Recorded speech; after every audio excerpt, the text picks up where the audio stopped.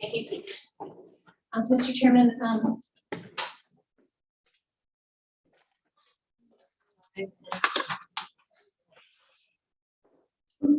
Mr. Chairman, we are live. Okay, we are live, and it is 6:01. And this is the Wednesday, June 9th, 2021 meeting of the Historic Resources Preservation Board of the City of Lake Worth Beach. Secretary, could we have the roll call?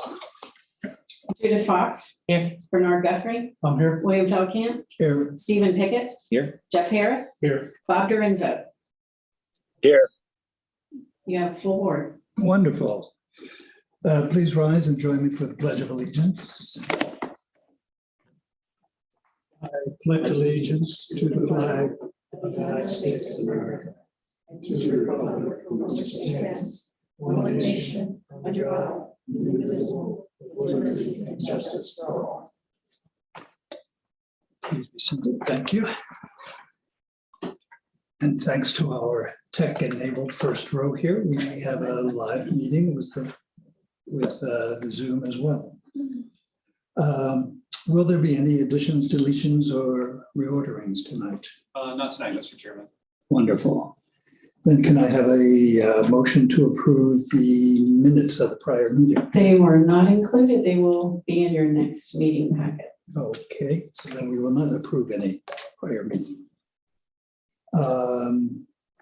I guess we are into swearing in of staff and applicants. And Ms. Cole, if you could take over. I'm not sure how many attending. Wait till the panelists room. So everyone who's planning on giving testimony, Enable your audio. please enable your audio and your video. If you're in the chambers and you plan on giving testimony, please stand and raise your right hand. Do you swear and affirm the testimony you will give will be the truth, the whole truth, and nothing but the truth? If so, say yes. Yes. All right, that wasn't so hard. We have proof of publication. I'm told there are no withdrawals or postponements. Is that correct? That's correct, Mr. Chairman. And go into board disclosures, starting from my left. Mr. Pickett, any board disclosures? No. No. Mr. Harris? No. I have none. I have none. Mr. Dorenzo, any board disclosures? No, sir. Thank you. We have no unfinished business, so we are going right into new business, 501 South Palmway. I think Mr. Fogel is going to take that away for us. I've got No. this one. Okay.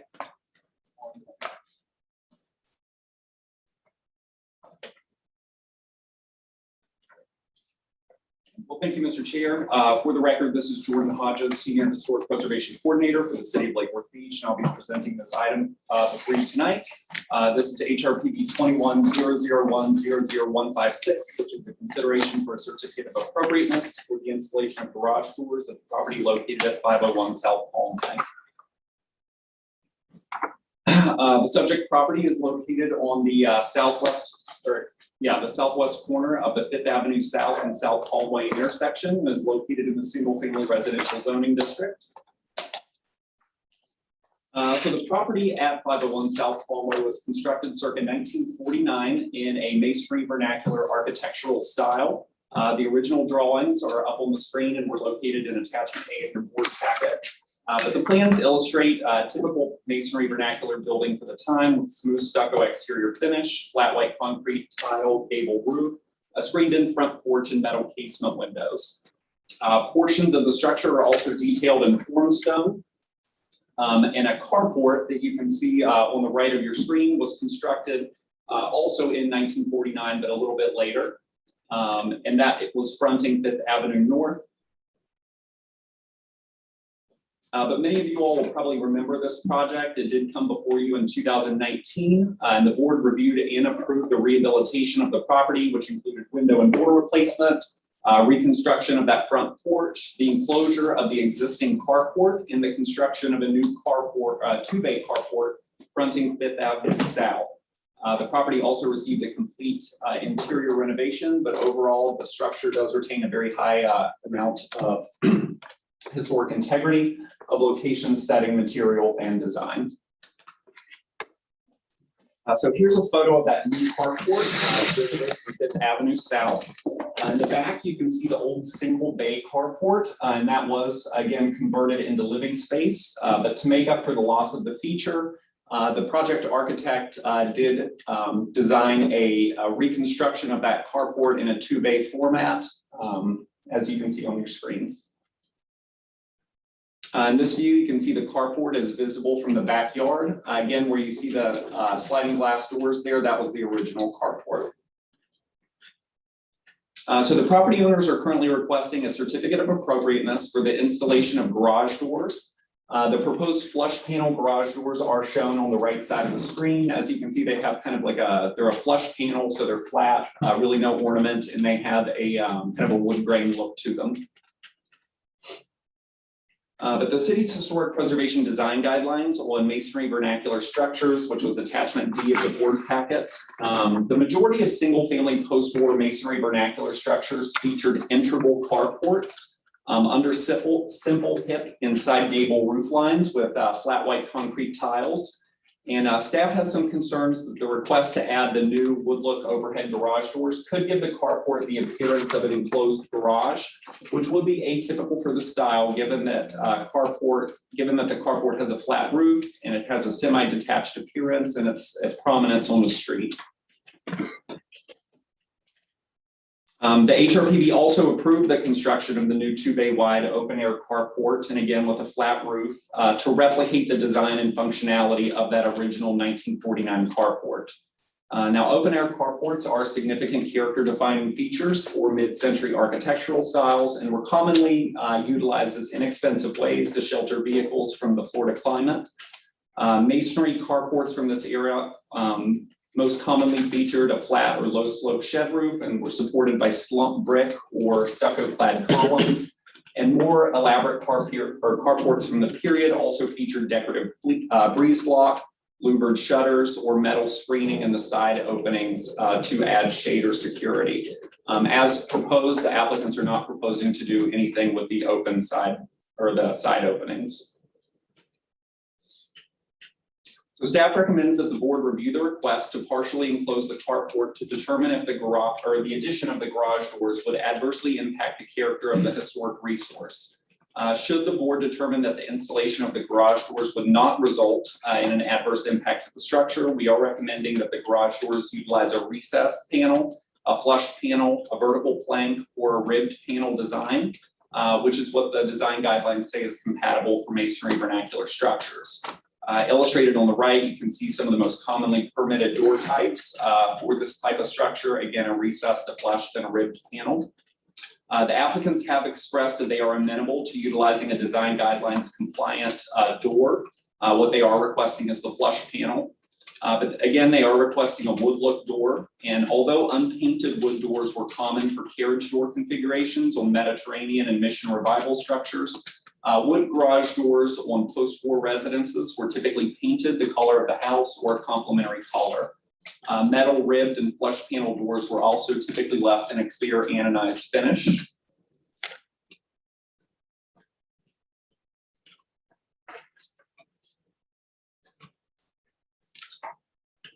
So again, the staff analysis for this project was provided on pages 5 and 6 of the staff report. But to summarize, carports from the period were generally open on 3 sides and did not feature operable vehicular doors.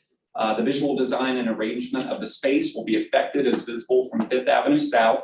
And although the existing carport is not original to the structure, it was designed with the common traits of a carport for the building's period. In conclusion, it will have a visual change to the spatial relationships that are commonly associated with mid-century carports. Again, the existing carport is not original to the structure. Should the board approve the application, we have added conditions of approval to further compatibility. That concludes staff's presentation, or we can run through the conditions of approval if you'd like to do that at the moment. Would you please? Yeah, absolutely. So condition number 1, the existing garage door openings shall not be altered in size by building in the framing or expanding the openings. The garage doors shall utilize a flush or recessed panel design subject to staff review of permitting. And then staff did make the recommendation that the garage door match the color of the house or utilize a complementary color subject to review of permitting. Okay, thank you very much, staff. Is the applicant in the audience or online? I believe they're online. Abe's going to be switching them over now. All right. Is unmute for us. Right, we're here. Oh, wonderful. Would you like to make a few comments about the presentation we just heard? Not particularly. I thought it was an excellent presentation. I guess the only, well, actually, I do have 2 comments. One of the reasons we wanted the garage doors on the front of it was we are putting a swimming pool in the back, although subsequently we've been advised that the garage doors would not actually solve that problem, but nonetheless, we thought it would be an additional area of security for us, not just for the pool, but also, regrettably, we have had people living in the back garden recently, and we have no way to stop that at the moment. And the other thing that we thought would be useful to say is that the color, we did originally request the color to be wood. Actually, in retrospect, looking at it, of course, that doesn't make any sense. So we're fully in agreement that the color of the door should either match or be complementary to that of the house color. Okay, thank you very much. Let's go to questions from board members. Starting on my left with Mr. Pickett. No, actually, he answered my questions about his reasoning. So, Any questions? Ms. The Phillips? painting was the only thing I was. The paint color, yeah. All right, do we have any audience members or any comments from the audience or any written? I can just say that I'm familiar with the house because I drive by it and ride by it constantly. And even though we did, as a board, approve the design of the dual carports as opposed to the single, it appears every time I go by there, there should be some garage doors. I mean, it is an access from Fifth Avenue. It's not in the front of the house. It's to me, it appears that that's a very worthwhile improvement to make. I'd like to make a motion if there's no other comment. Okay, well, I'd like to comment first for a minute. If we're finished with the questions. I'm on the fence about this. On the one hand, it appears as though they could have put some sort of a screening on the back side of this and left the carport as a carport. But on the other hand, by putting garage doors on, they could use the garage area itself as part of the pool deck in the shade. So I'm on the fence about it. Any other questions or thoughts before? It's going to be open. I mean, on the side, isn't it? The garage doors are just on the front, and then to be open. Yeah. On the other sides. I I don't see the security. kind of like a garden area and the covered garden area or something. Will the owner have any problems in getting doors of that size? Do you know the size of the openings? Mr. Chairman, we did get a quote for the garage doors. They are perfectly manageable for those sizes. Albeit slightly custom made, but they will make them. Okay. And I don't know if this is answering the question from earlier, but there is a 6-foot high fence that constrains every other aspect to the property, including 2 lockable gates. Yeah. And I do live in the neighborhood also, and we do have an issue of 2 o'clock in the morning, people going by trying door handles on a regular basis. This is not once every other 3 months. It's like a several times a month issue. So the security, I think, is going to be welcome as well. I move to approve HRPB number 21-001-00156 for certificate of appropriateness for the garage door installation for the property located at 501 South Palmway with staff recommendations, conditions of approval based upon the confident substantial evidence in the staff report pursuant to the City of Lakewood Beach Land Development Regulations and historic preservation requirements. Can I hear a second? I'll second that motion. Second by Mr. Harris. Any more discussion? If not, all in favor, aye. Aye. Opposed, nay. Motion carries unanimously. Thank you very much. Thank you. Thank you. Did we get you, Mr. Dorinzo? Yes, sir. Thank you. Let's go on to item B at 726 South Palmway.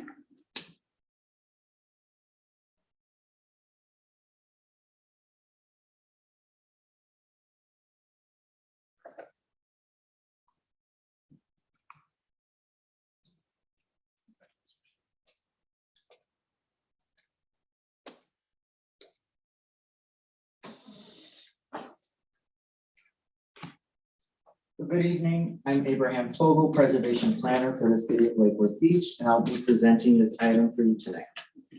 HRPB project number 21-00100157 is consideration of a COA for the installation of a new circular asphalt driveway off of South Lakeside Drive for the property located at 726 South Palmway. The subject property has primary frontage on South Palmway to the west and rear frontage on South Lakeside to the east, and is located between 7th Avenue South and 8th Avenue South. The parcel is located within a single-family residential zoning district and has a future land use designation of single-family residential. The structure located at 726 South Palmway was designed by prominent local architect Arthur L. Weeks and constructed circa 1956. The original architectural drawings were included as attachment A of the board packet, and on the left side of this slide, we have the original elevation drawings. To the right, we have a portion of the original site plan, which shows the original driveway leading to a garage off of South Palmway. City permit records indicate the site has had alterations over time, including the addition of patios, sidewalks, and the installation of new fencing.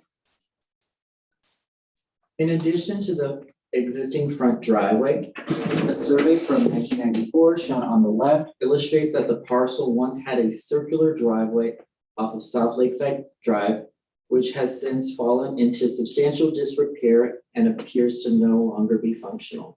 As you can see in the photo, we can see that the curb cuts are still intact, but most of that original circular driveway has fallen into disrepair.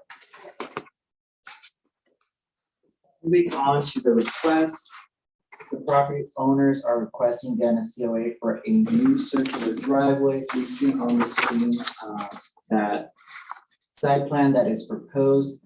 As you can see, it's in a much smaller area, so the new circular driveway has a much tighter radius, which involves a greater area of pavement in that rear yard. Again, here we have another view of the driveway.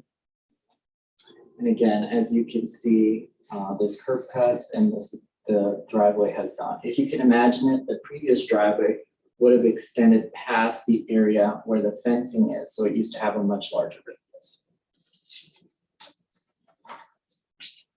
For the zoning analysis, the proposed circular driveway complies with all impermeable surface requirements and improved surface setback requirements. The parcel is required to maintain 2 off-street parking spaces, which are already satisfied with the existing driveway off of South Palmway. For historic preservation analysis, our design guidelines do discuss landscape and site features and place importance on the compatibility of driveways. As indicated on page 215 of the design guidelines, driveways should be located to the side of the house unless leading directly to a carport or garage. It is rarely appropriate for a driveway to terminate at the front facade of a house. Typically, driveways more than 1 car wide and or circular driveways are inappropriate in historic districts as they pave significant areas of the front yard. They are historically inaccurate and they give unwanted prominence to the automobile. For this reason, it is most common in Lake Worth Beach to locate parking in the rear of the property with access from the alley. The proposed circular driveway's design is in direct conflict with the design guidelines provisions for appropriate driveways. Although the conditions generally address driveway placement in the front yard, this property is unique in that it has dual frontage on South Palm Way and South Lakeside Drive. There are currently no properties on the west side of the 700 block of South Palm Way that have compact rear circular driveways. It should be noted, however, that the property at 714 South Lakeside Drive, located on the east side of South Lakeside Drive, has a deeper driveway, although this property was constructed in 1980. The majority of properties on the west side of South Lakeside Drive feature open lawns, fencing with landscape screens, or extensive landscaping for privacy, as depicted in the pictures. Staff has remaining concerns that allowing expansive parking pads and circular driveways in these dual frontage rear yards could alter the character of the street. For our COA criteria, since this is a non-contributing property, our review is limited to what is visible from the street. As I previously mentioned, this property is unique in the sense that it has dual frontage on South Lakeside Drive and South Palm Way. And it is our analysis that without adequate landscaping or screening, the circular driveway is not visually compatible or in harmony with the neighboring properties with rear yards fronting South Lakeside Drive. In conclusion, the request to install a new circular asphalt driveway is not consistent with the design guidelines and could have an adverse effect on the surrounding streetscape.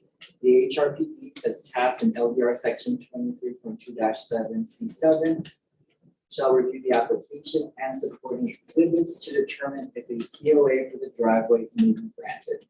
Should the HRPB approve the application, staff has included the following condition of approval. So the condition of approval is that the driveway shall be screened along the north and south property lines and in the half circle between the driveway and South Lakeside Drive with hedging or a mix of landscape materials that are a minimum of 30 inches in height within 1 year. Landscape screening recommendations include drought tolerant Florida native plantings such as silver buttonwood or cocoa plum. And the landscape screening shall be installed by the time of final inspection at a minimum height of 24 inches in height and shall be maintained in perpetuity. This concludes staff presentation. Thank you very much. Is the applicant in the house or online? No, it appears they're not present. All right, well, let's start then with questions from the board members. Let's start with Mr. DeRenzo. Thank you, Mr. Feldkamp. I really don't have any issues, and I agree with staff as far as putting the driveway in because there was one there prior. I agree with the landscape guidelines, and I don't foresee an issue with that, approving this. Okay, thank you. Other issues? I just, why do we have so much parking on this tiny piece of property? In other Well, words, I mean, I was curious about that. We have a concrete drive coming in from Palmway, and then we're adding this additional paving on South Lakeside. I'm curious about why. I had the same issue. However, even though they technically have 2 parking spaces in the front, one in the garage and one on the driveway, it would be a tandem issue. Mr. Chairman, if you Yes. don't mind, I know the applicants aren't here this evening, but I was able to talk with the contractor pretty extensively. As I understand it, one of the property owners is elderly and has difficulty backing out of the driveway. So they wanted something that could get them in and out without her having to reverse down the driveway. I think that was the rationale behind it. What material is this? This is asphalt. Asphalt. Mhm. So that is why the circular driveway is in that configuration. It's really not circular at all. It's kind of, it's more of a parallel parking. We can pull in and Pull out in and out, easily. Mhm. I think the core bone of, kind of why this is here too is why it's because of there was not a desire to do landscaping to kind of screen it, just to put in the asphalt with no landscaping. And staff did not feel comfortable with that approach. Yeah. So, so there is some wiggle room we could have offered administratively. We did offer administratively, but that was not accepted because of the landscaping. So this is why this is before you, it's because of so. The applicant is opposed to putting in the landscaping that you're requesting? Well, they did suggest certain plantings that were low maintenance and would not meet our hedging requirements. So that was our impasse. I'm thinking along, when I saw that you're recommending cocoa plum, that's pretty low maintenance. I am, again, this is in my neighborhood, so I'm familiar with the property, and they are extremely xeriscape. Yeah. It's got more bayonets and cactus and succulent type, I think that was by landscaping. the landscaping, and we felt uncomfortable with that because it would not succeed in screening the intent of the landscaping And I from agree. staff's perspective was to screen it, I agree with you. especially since the material is an asphalt. I don't think that that the requirements for screening it are, I don't know how well they'll be maintained in perpetuity, but if you have, at least if we start out there, they may end up liking it and maintain it. So I don't have any problem with the screening requirements. No, nor do I. I have one other question though. I mean, how wide is that buffer between the sidewalk and the drive? That little, It's about 5 feet on both sides. Oh, I'm sorry, the sidewalk. and the drive. right, that little arc. How There's no wide? sidewalk around that. It appears to be only 2 feet. Yeah, that's a, There's no sidewalk I at all. believe they were wanting to leave whatever that decorative item is in the photo. That's the pilot. pelican on the Highlands, yeah, piers. Highlands. So they'll go just right around the pilings. I believe so. It looks like they're all already using it. Whatever they do is gonna be an improvement on that. That was, Mhm. No. Yeah, has some sort of. We were gonna landscape. work with them, we just had a native landscape screening to be installed.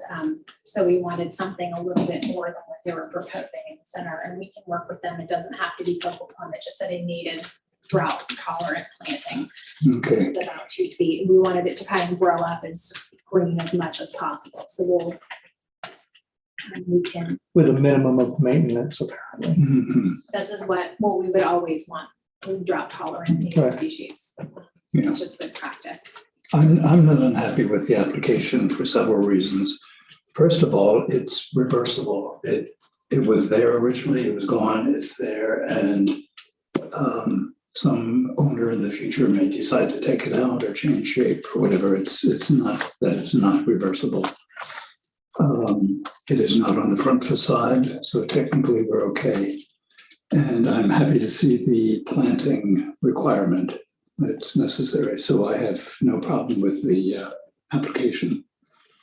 Is there any other appropriate edging or brickwork or masonry that would be no maintenance, that would accomplish somewhat? Well, I mean, I know it's not gonna be 2 feet high, but is there anything else that you could suggest as an alternative to the maintenance issue that they have? I guess they could always look at some kind of a site wall or some type of fencing. Is that what you're? Yeah, something, in other words, if they put I think you're probably allowed to go 6 foot with a fence all the way to the back over there, if I'm not mistaken. It has to be Everything. set back 30 inches with a landscape Mhm. screen. We'll be discussing that in a few. And it might create some visibility issues I think that. too. She's having trouble now. So Let's Okay. not give her another thing to hit, Well, that I'm was, saying that if they put a 2 foot fence along there. Yeah, Or and we can be open to that as long as it's, There's providing no- adequate screening, we can work with them on that. they can water that fence all they want, it's not gonna grow. All right, can I hear a motion or is there, Actually, is there more discussion? David? yeah, I do have some issues with this. With the visibility, pulling off the road like that and not having the radius that was there before. So you're basically pulling off just enough, and then I don't know what kind of an angle you're gonna be able to pull back out to pull back out onto the street. And looking at the other plan where they were showing the hatched area of all the paving, that seems like an extreme amount of paving. It's basically the entire back apron of that property is going to be paved, other than maybe a little sliver that's by the Pelican statue. So I don't know if we have any more leeway to ask them if there's an alternate paving surface that can be used as far as unit pavers or something other than asphalt. But I think that there needs to be a little bit more there than just paving the entire thing in asphalt and hoping that a car can pull in there and pull back out again. Well, how about if we made a condition that there be a 8-foot radius curve starting at the statue or something, or starting at the curb that would need to be planted? Mhm. That help a bit? Yeah, I think that there needs to be, I agree with this, at least the screening and So softening that up a little 8-foot bit. Radius, 16-foot diameter. Feet would be a good minimum at least, yeah. If I'm not mistaken, that, some of their, if you look at that design, which none of us would choose, I don't think that we would choose that design, but that, from what we were being told, it's sort of like, almost like a parallel parking. They're gonna pull, if they're heading southbound on Lakeside Drive, they'll be taking a right-hand turn and just kind of going sideways into that little space, backing up a little bit and then pulling straight out again to proceed southbound on Lakeside Drive. That appears to be the idea behind that design of the asphalt. Am I off base there, staff? We're trying to pull up the, Well, I don't know if it was the point you were trying to make. I think part of the reason it has that configuration is because of that fence. Were that fence not there, you could actually have a wider radius where you have a greater area for screening and things like that. So that fence is kind of like their Yeah, so backstop they're right now? trying to, Yeah. I guess it would be the west boundary of that asphalt driveway is completely bound by the fencing, which I Oh, it believe is is. relatively new. so, Yeah, the old layout, if you look at the old plat drawing that on the left. was shown, was, like, as staff said, was a lot deeper than Oh, yeah. what's there now, and the fence has taken up a good portion of. What's the distance between the two cuts? I think the cuts are each about, How far apart? I'd say about 20 feet. Okay, so she has feet to turn around. You're basically coming southbound off there, you're gonna have to do like this extreme right to Yeah. try to pull in there and then try to maneuver and be able to have visibility to get back out onto the road again. Whereas if you're in a parallel parking spot, you're parallel to traffic, you're looking in your rear view, you're looking over your shoulder, you can see you can see the traffic that's oncoming, whereas you're just off the road and up here where I think there's a visibility issue going on. Make a suggestion with the parallel parking, I know that's not, if you all wanted to give some direction to explore a parallel parking option, it wouldn't be a true parallel parking option in the sense that it would be wider, it would probably be like a 25-foot or 28-foot parallel parking space where she could really just kind of pull in, pull out forward. She wouldn't have to maneuver in. We could explore that with the contractor as an option, and that would provide a narrower, it would be more asphalt around the center, so they would lose the Landscaping. the landscaping in the center, but it would narrow it. It's a 50-foot wide lot, so it could provide maybe up to 20, 15 to 20 feet of landscaping on either side of the parallel spot. Mhm. So that might be a solution, and that might give a better, less overall asphalt. We can explore that with them. So it would be roughly 28 feet north to south and maybe 10-foot maximum. A parallel parking space is 8 by 22, so we'll give her a little extra. Give her some room. Mhm. I could go for that and forego the planting in the middle. Yeah, we'll run the option. She is very tied to the Pelican, so we could recommend maybe a relocation of that if she was amenable. Well, if the parallel spot is shallower, then she could have landscaping up against the fence and the Pelican can move back there as part of it. So we can run it past her, this item, if you wanted to continue it for us to broach that discussion with the applicant. It would not come back until the July HRPB meeting, because you have 9 items on the agenda. Yeah. Next week, sorry, next week. In my opinion, this design that we're looking at here, it does nothing to enhance the neighborhood. However, this is the lady's backyard. And, that is her access egress, to a place to park the car. That's the only reason. I mean, if this were in the front yard, there's no way we would, I don't think this board would even consider it. But it is her backyard. Unfortunately, that happens to be the front yard of people on the water. And this does nothing, this asphalt on there, I don't think there's anything to enhance Yeah, the neighborhood or the property or anything else. I mean, it's just trying to utilize, and I'd like to see a little nicer design on it. Can we remand this back to staff? Absolutely, Mr. Chairman, and I think Mr. King's point is well taken, is we were concerned about the radius tightness ourselves, because I think she's thinking it's gonna be easier to maneuver, but it may be just as hard as backing out with this type of radius. So now that he brought that up, and he would know he makes site plans for a living, so. I think that we have some good information, and if we can provide that direction to her, we will work with her to get a good solution that works for her capacity to, make her. So should we continue this, or should you'd like to continue it? To the July HRPD meeting with the direction to staff to work with her to provide a very large parallel space to 28 feet in length. Sounds like a good motion to me. Does someone here want to repeat that? I move to continue HRPB project number 21-001-00157 to the upcoming meeting in July.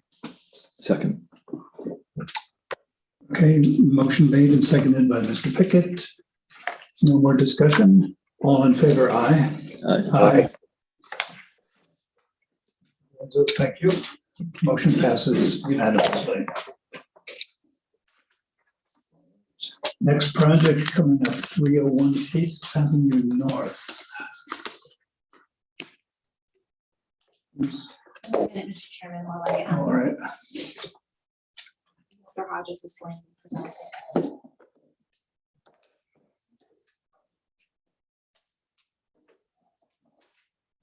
Thank you, Aaron. So again, for the record, this is Jordan Hodges, Senior Preservation Coordinator. I'll be presenting this item. This is HRPB 21-015-0005, and it is a request for a variance to allow a 6-foot high fence and the required setback for the property located at 301 8th Avenue North. The subject property is located on the southwest corner of the 8th Avenue and North Ocean Breeze intersection in Lake Worth Beach. The parcel is in the single-family residential zoning district and retains a future land use designation of single family. So a little bit of background on the property. It was designed, again, this one in a masonry vernacular style by architect James Robinson. The structure does face north on the lot. The 1996 architectural drawings illustrate a single-story residence of masonry construction with a smooth stucco exterior finish, tar and gravel roof, awning windows, and jalousie doors. The structure retains its original roof, windows, and exterior detailing, and therefore retains a high degree of historic integrity of location, setting, material, and design. The property owners are requesting a variance to allow a 6-foot high fence along the side property line fronting 8th Avenue North without the required 30-inch setback for a landscape screen. As you can see there, that is the fence that was installed. These photos show the area again where that 6-foot high fence begins, facing west on 8th Avenue North. This photo shows the length of the 6-foot high fence, again facing 8th Avenue North. That clip right there, I believe, is for the site triangle. Okay, so a brief overview of the project background. The original permit application was submitted January 8th of 2019 and was subsequently failed due to missing information on the property survey. After discussing the proposal with the applicant, the DRO at the time, who was Mark Stivers, made the determination that the property had dual frontage, which allowed the applicant to install 4-foot tall fencing along the North Ocean Breeze and 8th Avenue North property lines without setback, as is permitted in front yards. Fencing in excess of 4 feet along the 8th Avenue North property line, which as defined by code is the side property line, would have to be set back from the property line 30 inches, as again defined by code, to allow for a landscape screen. A revision to the permit was submitted later in February, which was approved with the condition of approval that the 6-foot tall portion of fencing along 8th Avenue North be set back as discussed.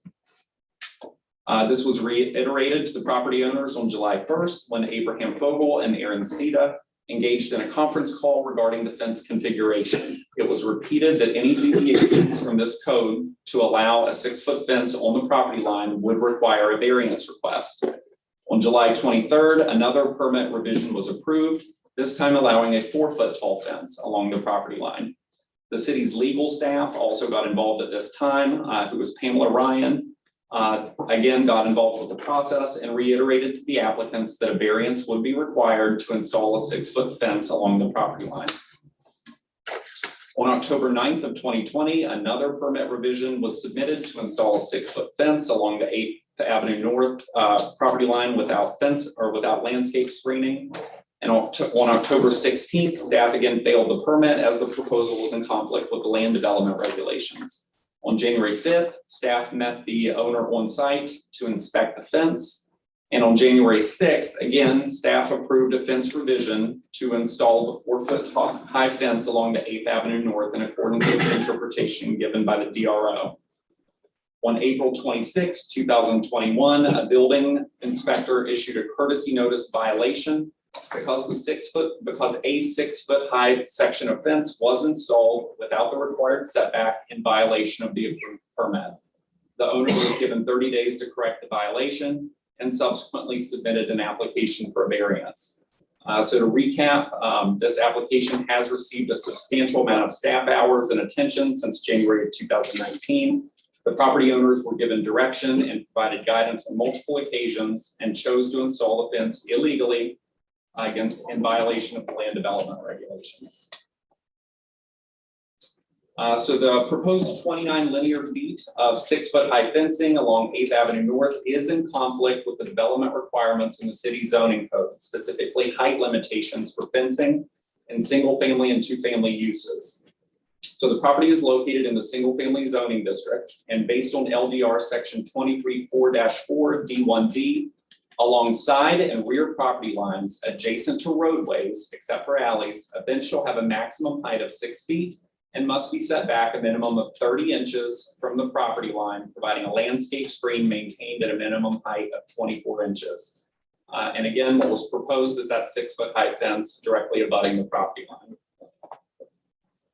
This is an example of a code compliant landscape screen on a corner lot. This was actually the first property denied at 501 South Palmway. According to the Lake Worth Beach land development regulations, variances, the power to grant any such variance shall be limited by and contingent upon documentation that all required findings are made by the appropriate board, meaning that positive findings must be established for all 4 variance criteria in order for the variance to be granted. As the property is located in the Northeast Lucerne Local District, the HRPB is going to be tasked with making that variance. So this is a straight zoning issue. The applicant did submit a justification statement, which was included as attachment E in your board packets, going through these criteria, but we'll go through them briefly. Item A, special circumstances or conditions exist which are peculiar to the land or building for which the variance is sought and do not apply generally to nearby lands and buildings. And that this is not a result of the action of the applicant. Staff analysis.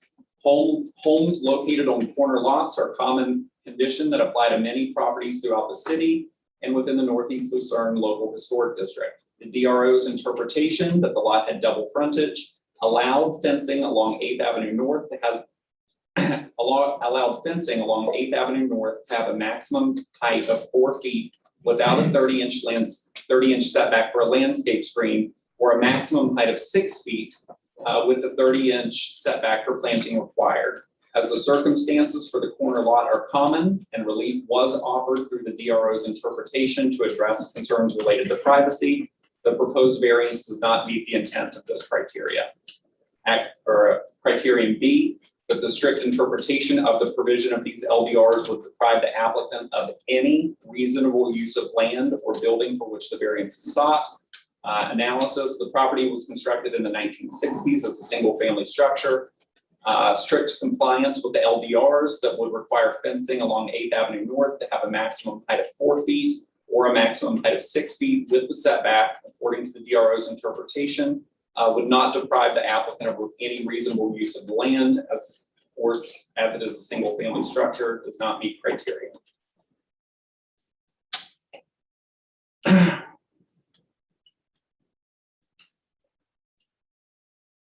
Criterion C, that the variance proposed is the minimum variance, which makes possible reasonable use of the land. Again, the variance is not required for reasonable use of the land. A landscape screen on either side of the fence can provide additional privacy, which is a concern expressed in the justification statement. So it does not meet that criteria. Item D, that the granting of the variance will be in accordance with the spirit and purpose of this chapter and will not be unduly injurious to contiguous property in the surrounding neighborhood, nor otherwise detrimental to public welfare. In deciding appeals from decisions of the development review official or in granting variances, the decision-making board is authorized and required to impose any reasonable conditions that safeguards it and deems to be necessary or desirable in violation of such conditions or safeguards when made part of it. The terms on which the variance is granted shall be deemed in violation of the LDRs. The analysis, the granting of the variance may have a negative visual impact on the surrounding neighborhood. The 30-inch setback and landscape screen are required to create a visual buffer between 6-foot-high fencing and the sidewalk. Fencing directly abutting sidewalks will create a less desirable appearance over time. Further, directly north of the subject property, 801 North Ocean Breeze, was issued a building permit in 2017 to install a 6-foot-high fence along 8th Avenue North. It is the same lot configuration which provides the required setback and landscape screen, so it does not meet that criterion either. So in conclusion, the proposed variance request is not consistent with LDR section 23.4-4D1D. Staff has not made positive findings that the criteria to be provided a variance has been met, and the applicant has not established by competent substantial evidence that the strict interpretation of the LDRs would deprive any reasonable use of the land. Therefore, staff is recommending denial of that variance application. Thank you, Mr. Hodges. Is the applicant in the audience? Yeah. Okay, and two of you have been sworn in, you have not. You were not permitted to speak. Would you like to make a 2-minute justification statement over here at the podium?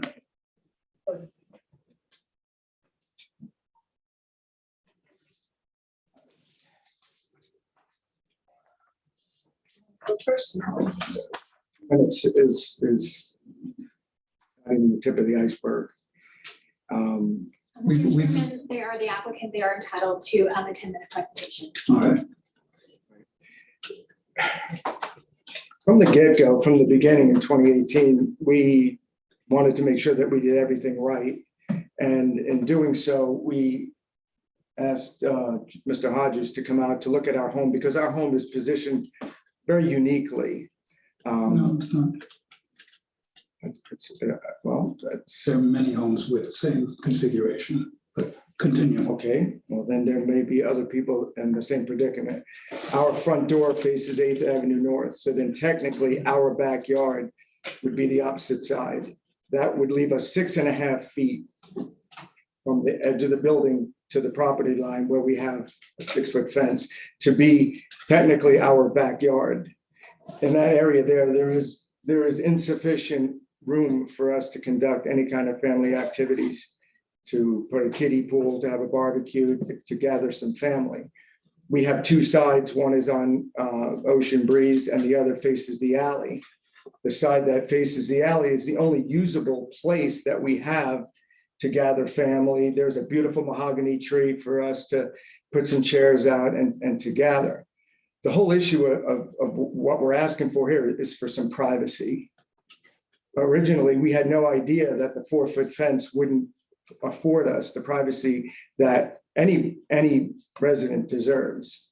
When the 4-foot fence was installed, first of all, it was installed incorrectly with regards to the gate that was going to be installed. They miscalculated. It was supposed to be a 3-foot gate and they made it for a 4-foot. So that was going to have to be redone. The point being is the 4-foot fence, once it was installed and we were in the yard, it afforded us no privacy whatsoever.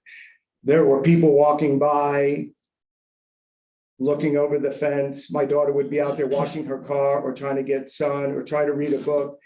And people would catcall, make comments over the fence, lean over the fence. It offered us no privacy whatsoever. We asked for someone to come out, to physically come out and see what we were talking about. Because looking at pictures, looking at a Google map, looking at these things doesn't do it justice. You would actually have to be there to see what we are talking about. Well, that we were denied. That was just flat out refused. You want to add anything? Well, With the myriad of emails that were sent out. I listened to Jordan Hodges, and we loved Jordan Hodges when he first came out to our house, because he kind of explained some of the things that we would be facing because of our house. And you had mentioned originally that it was 1996, I think I heard when you first spoke, and that it was designed by someone. Robinson. Yeah, we actually found the original blueprints to our house in the attic. It's a Finnish house. It was built in 1966, and the architect's name was Henry Maki. We found it's a solid house. It's an amazing house, but it was aligned so that the front door, they aligned it very cleverly. They wanted the largest portion of the house to receive no sun exposure, or as little sun exposure as possible. And the same for the opposite side of the house, the long side of the house. So the short ends of the house, you can follow what I'm saying, are east and west. East on Ocean Breeze, the shortest part of the house, and then the other part of the house on the west side, which backs into the alleyway, where there's a parking lot for a church behind us. Well, they tried to maximize interior space, and they benefited the home because everybody else's houses around us bake in the sun, and we have beautiful shade along the front and along the back. Even though our backyard is a tunnel 115 feet long, that 2 people can't walk next to each other along what is considered our technical backyard. And we were able to install a fence. This entire story has not to do with our fence. Our fence was permitted and approved, except we're only talking about 29 feet of the entire project.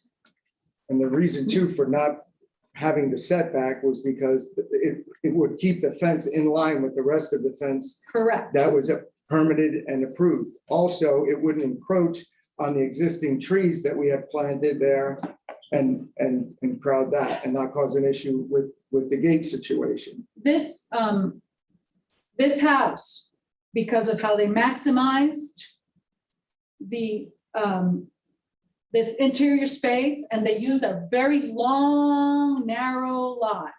And I beg to differ, but with whoever said that Celeste's Yard is the yard same. is the same as ours. I can explain that. It is not in any way, shape, or form like our yard. We have no yard. We have 8 feet of green space You can see it right on the screen. between our front door and the sidewalk. That same 8 feet of green space goes all the way to the alley. That's it. And then there's a driveway, our driveway. It's a 2-car driveway, which is a concrete driveway that was original to the house.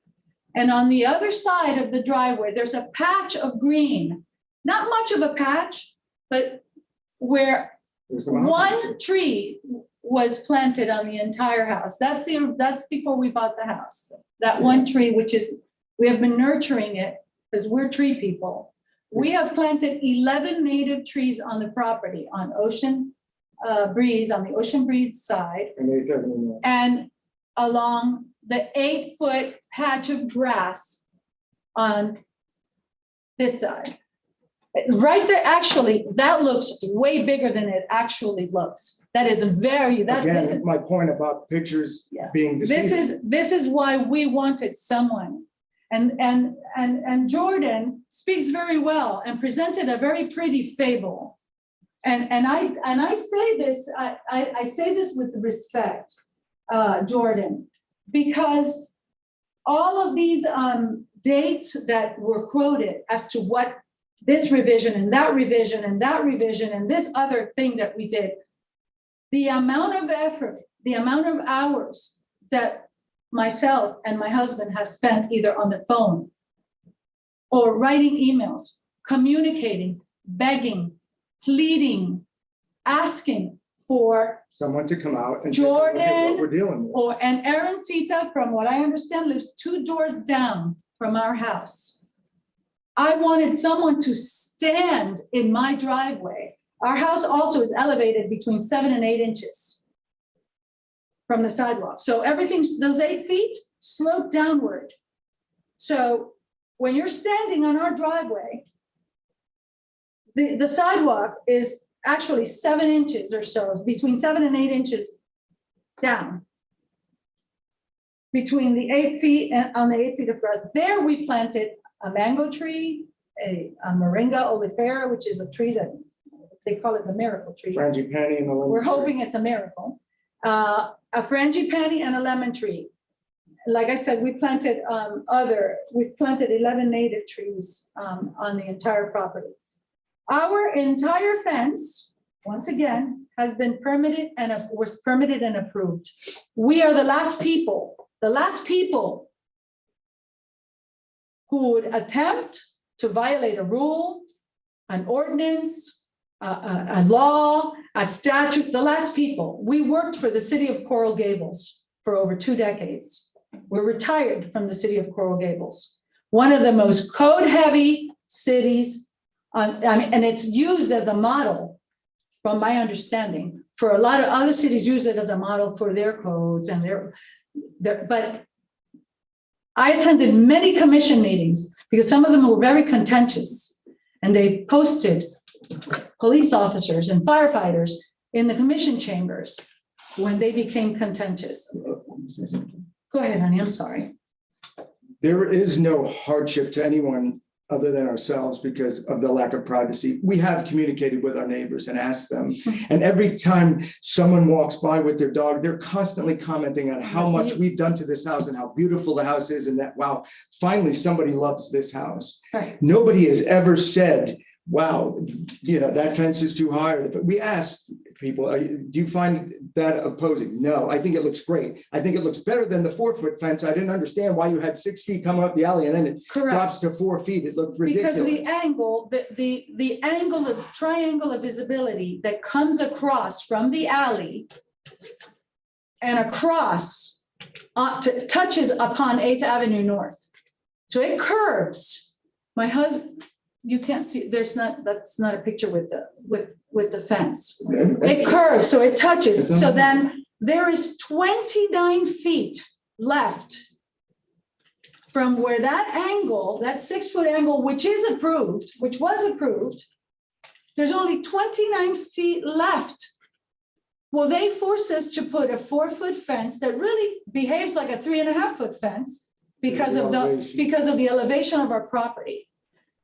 And if I'm hanging laundry, everybody sees me. If my daughter tries to wash her car in a bathing suit, God forbid, it has been a constant harassment. See that, there it is, that angle. That angle is on 8th Avenue North, and only those remaining pieces. And our neighbor across the street said the same thing. She had no objection, but she thinks that looks so much nicer. Now, Celeste has a backyard. Her front door is on Ocean Breeze. On Ocean Breeze, not on 8th Avenue.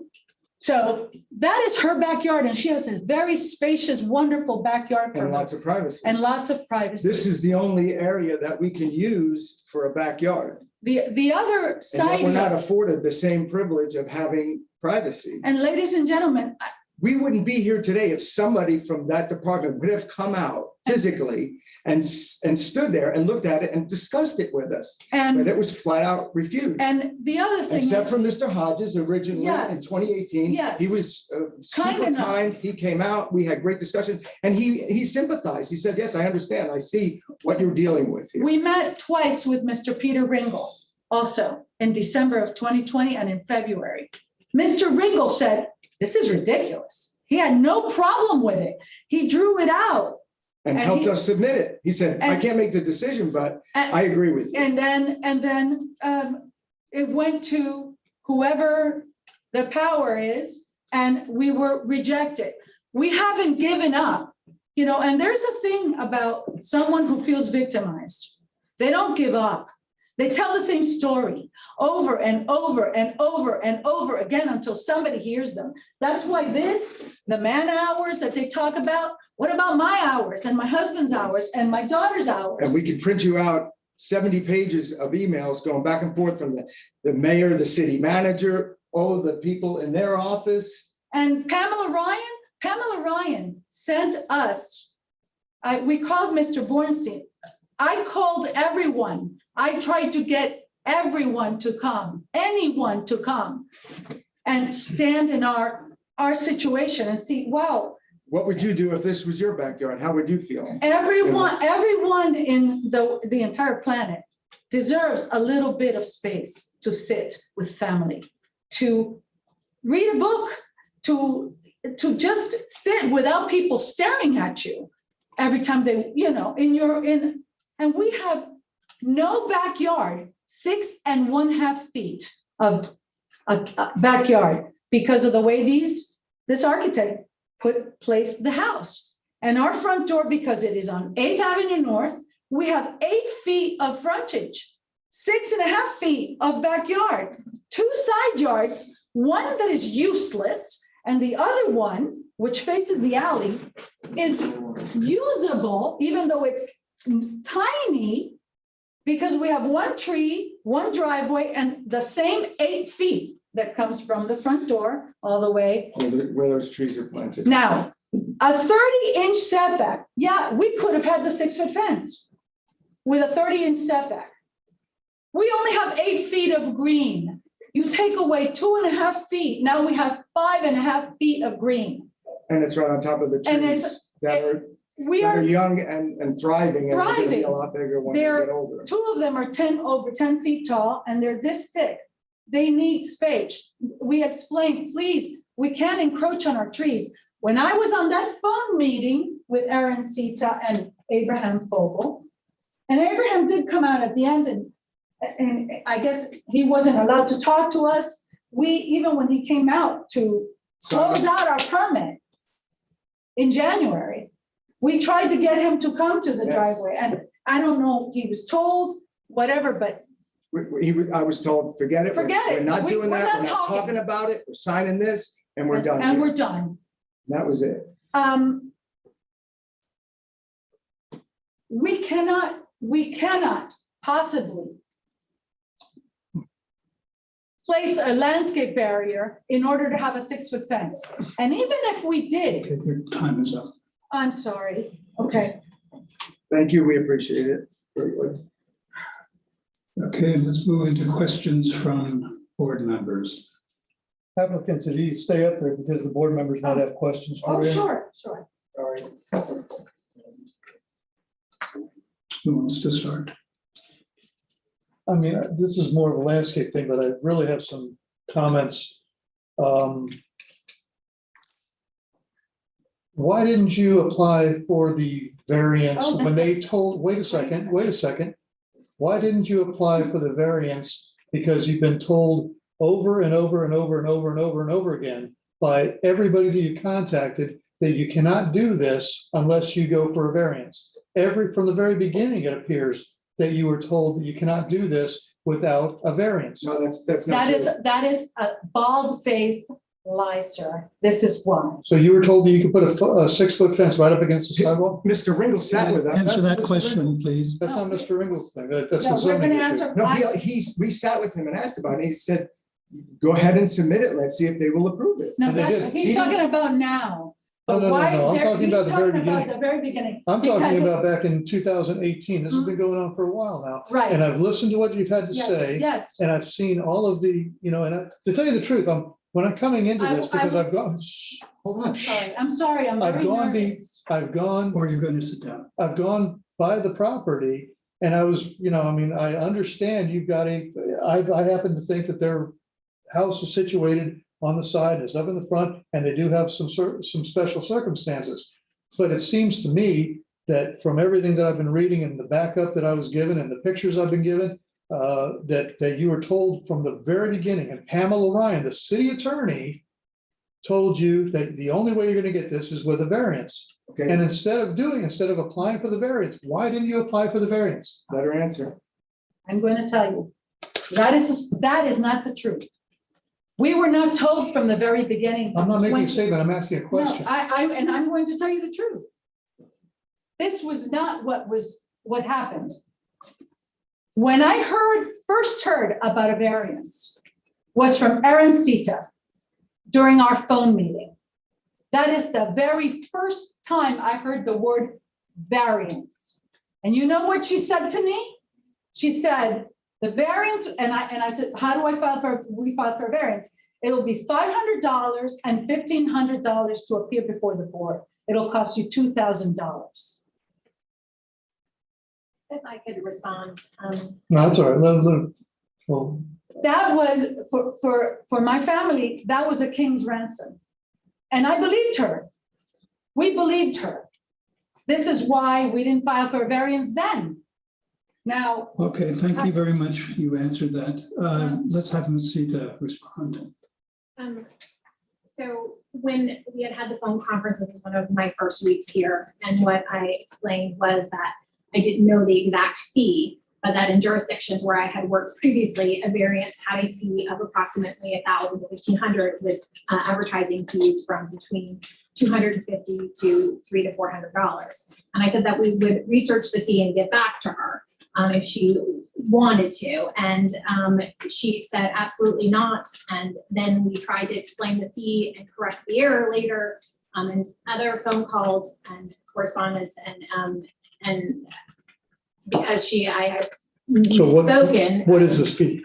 It's $350. And that includes the The advertising fee, but the advertising where I worked before, we had used the Post. The Post is about a $300 advertising fee. Here we use the Herald. It's about $70 to $90. Okay. And so she had said, I need to know the fee immediately, and wanted an answer immediately. I did not have that immediately. So I said, based on my experience, this is where fees have been. I'm sorry that that created miscommunication. That was not my intent. But that's apparently what happened. I mean, this miscommunication is a mistake. So she says that is a mistake. Okay. Wow, wait, I got a problem with that. That's it, Next. you're answering questions now. You're No. not- But then were you told that you could go for a variance at that time? The variance would be $2,000 was our understanding. So we were Wait, there's crushed. a part that's missing. We were also told, go ahead and apply for the variance, but you're gonna lose. You're gonna Because lose. if the code is the code is the code is the code, Right. and they're gonna vote for the code, and that's it. You guys are gonna lose. That's what we were flat out told from multiple people. And we were told that it was non-refundable. So we were so frightened. We're on fixed incomes. We're retired first responders. And we were frightened that we were gonna lose our $2,000. Now, when we, in our desperation, after we. Wrap it up. I will, sir, after we couldn't get anybody to come out in our desperation, and Mr. Sturtevant came over and handed us that courtesy violation. I wrote to Peter Ringel. He told me to call him. I wrote to him. Peter Ringel is the one who told us that now you have an option to do this or to file for a variance. At that moment, I called on the phone and discovered that the variance was $350. Okay, thank you. You've answered. How long the ago was question. that? Just very recently, after we got the courtesy violation. The courtesy violation is From- after you installed the fence, after Right. you've been told multiple times you can't put it there. Yes. Yes. Yes, that But 29 foot. So you installed the fence knowing that it was an illegal fence. We were desperate. We couldn't get anybody. That to doesn't come out. count. We understand that. We understand that, but Okay, You other understand- questions from the board members? We are into questions for the applicant. And Yes, please. Mr. Garenzo, do you have some questions? Oh, I have no questions. I have a question. Sure. Why in the world did you buy this house if it is such a crappy house? And let me tell you, as an architect, it is a crappy house. Any other architect would have put the garage on Wow. O Street, Home. or would have taken the garage that you've got. So you bought a house that is not a good piece of architecture, but you bought it. And the Yes, lack of yes. privacy is. Excuse me, but nobody stipulates all of these codes and everything. When you buy a house, the real estate agent doesn't sit there and say, oh, by the way, let's go through all of these codes, because once you buy this place, it may be quite difficult to facilitate changes. For you to ever have a space to sit outside. I mean, we thought it was pretty That's plain the and problem simple. that you accepted when you bought that house. Well, can I read something? We are Lake Worth Beach, a Okay, hometown you may city not- that you is may committed to not say delivering that. the highest level of customer service through a commitment of. You are integrity, finished with your hard 10 work, minutes and you friendly will, attitude. We strive to exceed the expectations. Frank. we're going to take a 5-minute break. Wow.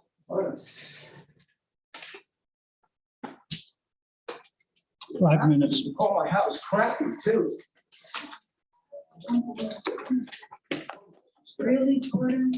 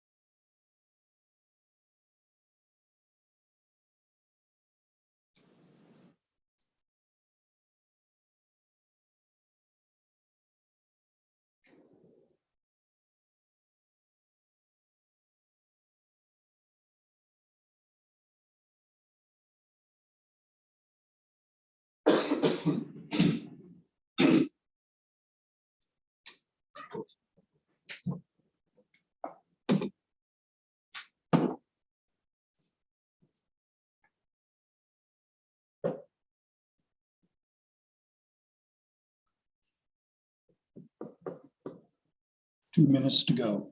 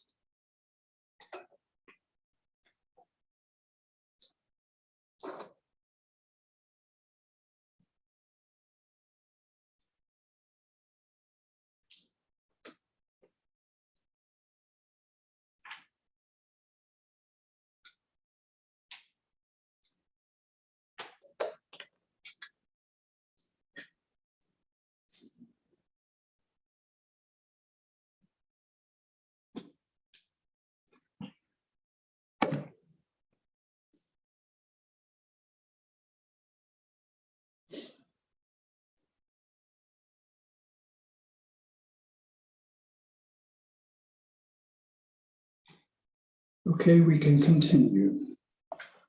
Here's what's happening.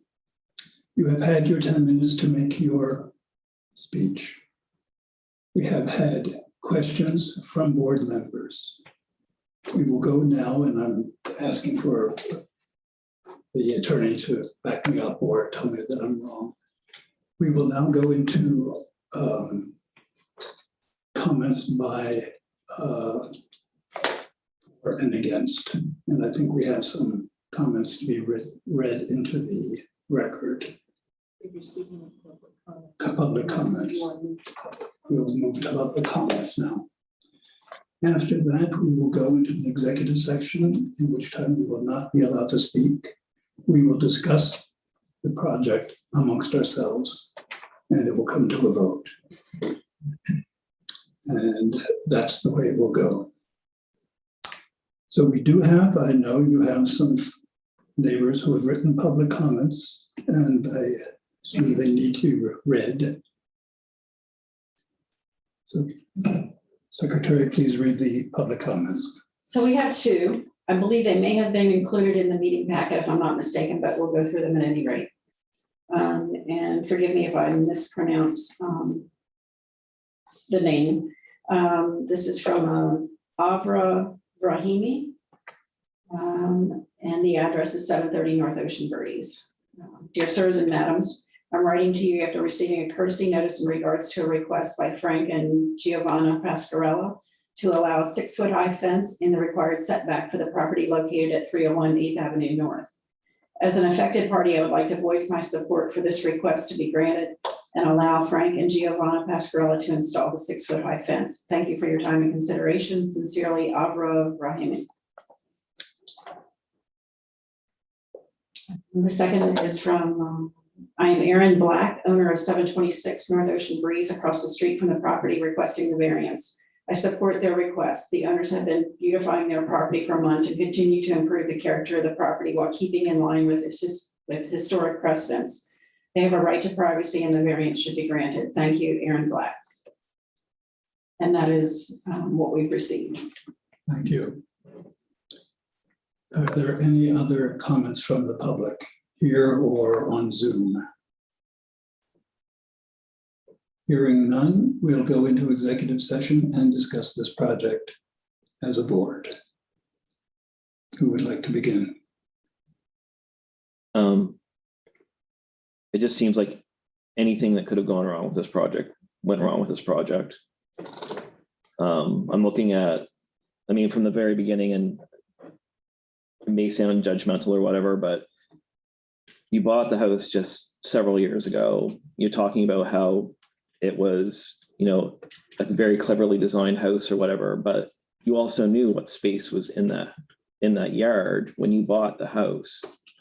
So coming back later and basically going against process, not building by permit, being told that you needed a permit or you needed a variance, and you built the fence anyway, we're not denying you privacy. If we do not approve this variance, we're not denying you privacy. You need to move the fence back per the LDRs to have the screening in front of it, and you're still going to have the privacy of the 6-foot fence.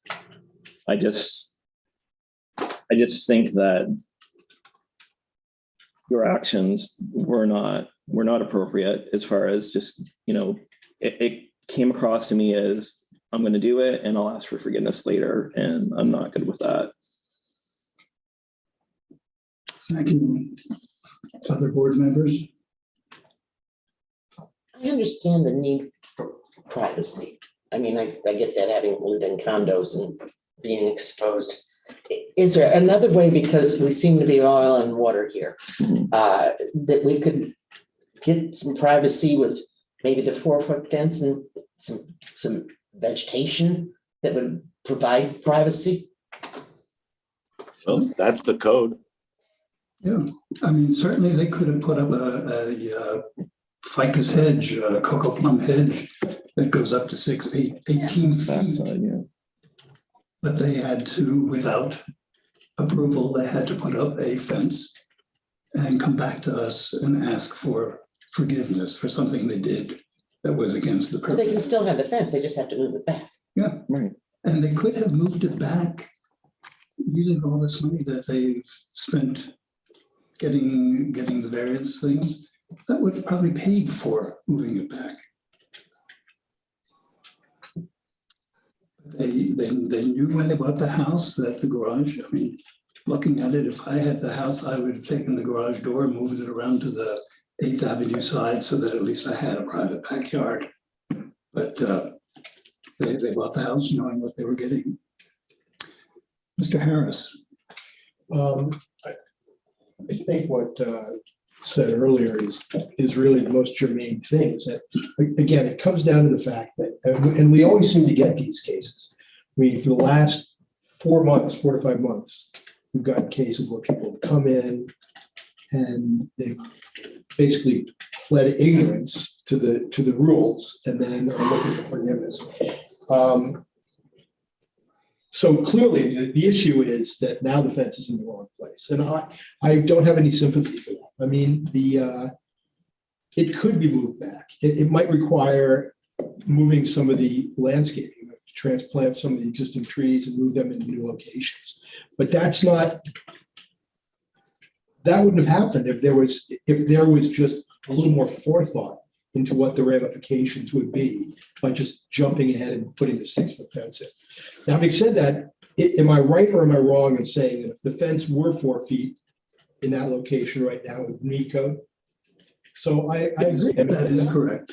So then why don't we just reduce the height of that fence to 4 feet and put a landscape hedge behind it, and you gain the privacy that way?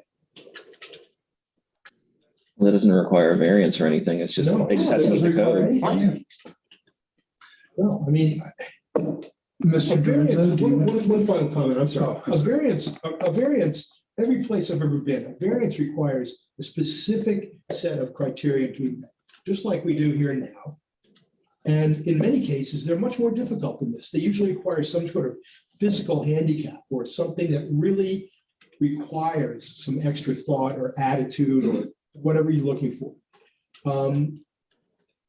This is not worthy of a variance.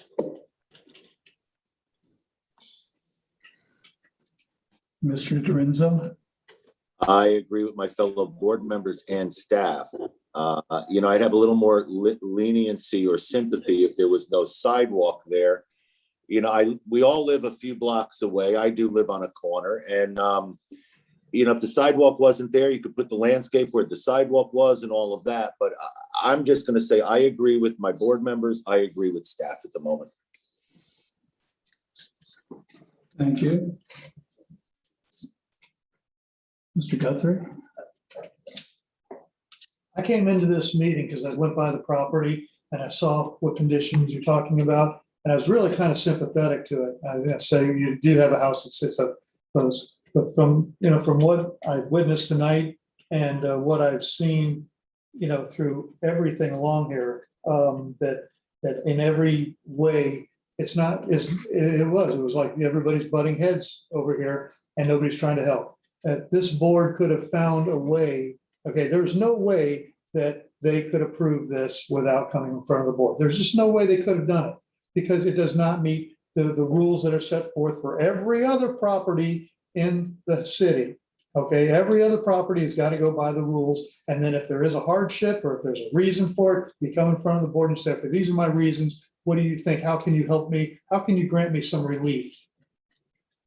A compromise in this situation might have been if you'd come to us and said, okay, what if we move it back instead of 30 inches? How about a foot back? So we put a little hedge in front of the fence or something along those lines. That is something that this board would possibly, I have no idea what everybody else thinks, but I mean, that would grant you the relief you would have extra. When I was listening to the conditions or the reasons that they did not meet the criteria, there was some arguability in there. There was, that not granting, okay, you're missing, 2.5 feet by 40 feet or 30 feet of space by moving the fence back.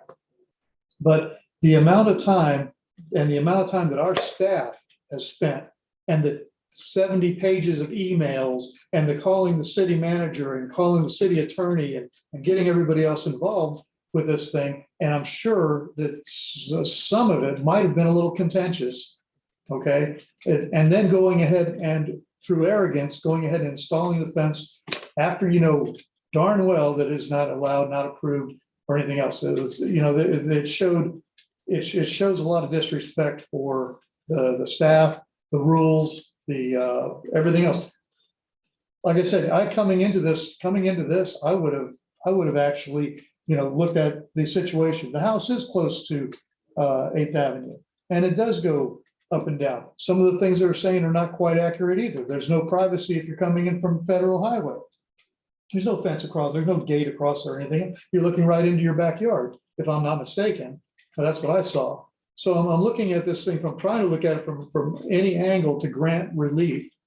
But then coming in and listening to what I just listened to, I have a hard time. I'm looking on here that on February 24th, not of 2021, but of 2020, so a year, almost and a half ago, the staff approved the permit with a 30 inch back setback for landscape screening and a 6-foot fence. Okay, on July 1st, there was a call between a bunch of people, and the lot was interpreted as having double lot and all this kind of stuff. Any further relief from these requirements would require a variance that is reviewed by the Historic Resource Preservation Board. That was on July of 2020, a year ago. And so a year later, after we go ahead and disregard all of this, all of the comments, all of the suggestions that you come in front of this board, and then we go ahead and do it anyway. I can't see granting it at this point. I really can't. It kind of, like I said, I came into this thinking that you were gonna get your variance. I really did. But you've really kind of turned yourself. What has transpired in here is really what these people have, these are professionals, okay? They do, and I'm impressed every month I come in here listening to the knowledge that these people have. These rules were written and rules are made to be adjusted and massaged. But the way this was done is not correct, and I can't approve it. I can't approve it. So that's all I have to say. Can't we still make some sort of compromise somewhere? No, this is a request for a variance. And variance requests are very serious. There are 4 very strict criteria, all of which need to be met. The board, the staff has opined that none of those 4 are met. I happen to agree with them. This is not a typical property. I can name a half a dozen houses on corner lots that open onto what would be a side yard street. I don't think it's good architecture. I think it's poor design, but there it is. People have done it. It exists in the city. This is not an exceptional property. That item number 1 is for a property that for some reason might be triangular instead of rectangular. So there's a specific reason for that particular property that requires a variance. Or the property only has 4,980 square feet and the code requires 5,000. Those are the kinds of issues. And the other 3 requirements for a variance are likewise not met.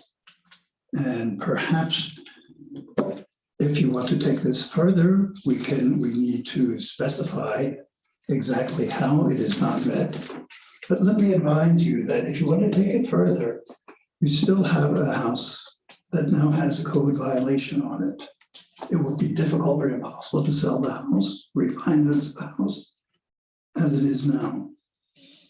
Your best bet is to move the dumb fence back by 30 inches or knock it down to 4 feet or get rid of it and put up a hedge. But you do whatever you want and the code and the law will do what it needs to do. Do we, Ms. Attorney, do we need to go through the 4 requirements of the variance to specify why this project does not meet the variance, or can we just assume that the staff's section was sufficient? You can state your reasons for the findings, for each of the findings that you're making, or you can state that you're adopting the findings made by the staff. Okay. But either way, you should state your reason. Okay, so if there is a motion, that motion should refer to staff comments regarding the criteria for a variance. Is that correct? You should address the criteria for the variance and make a finding as to whether each criterion is met. Okay. And say why. You can do that by tracking the staff findings if you agree with them, or you can develop your own or modify the staff's findings. Who would like to take on that? I move to deny HRPB project number 21-015-00005 and variance to allow 29 linear feet of 6-foot-high fencing along 8th Avenue North without the required setback or landscape screen and the required for the property located at 301 8th Avenue North, because the applicant has not established by competent substantial evidence that the application is compliant with the City of Lake Worth Beach Plan Development Regulation, and that it does not meet the variance criteria per LDR section 23.2-26.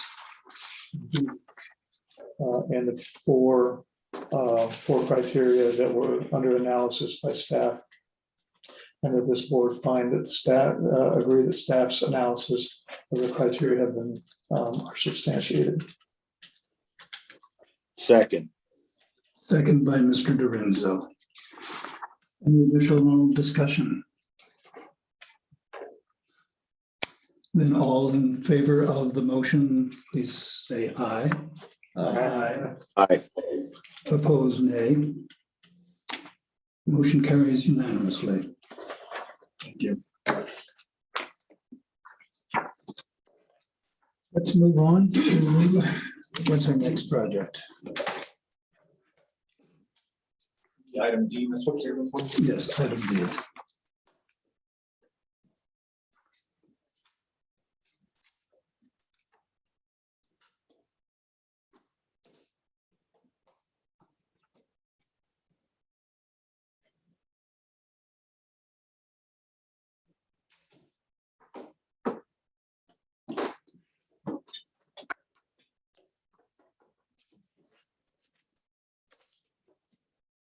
Back to follow, Joe.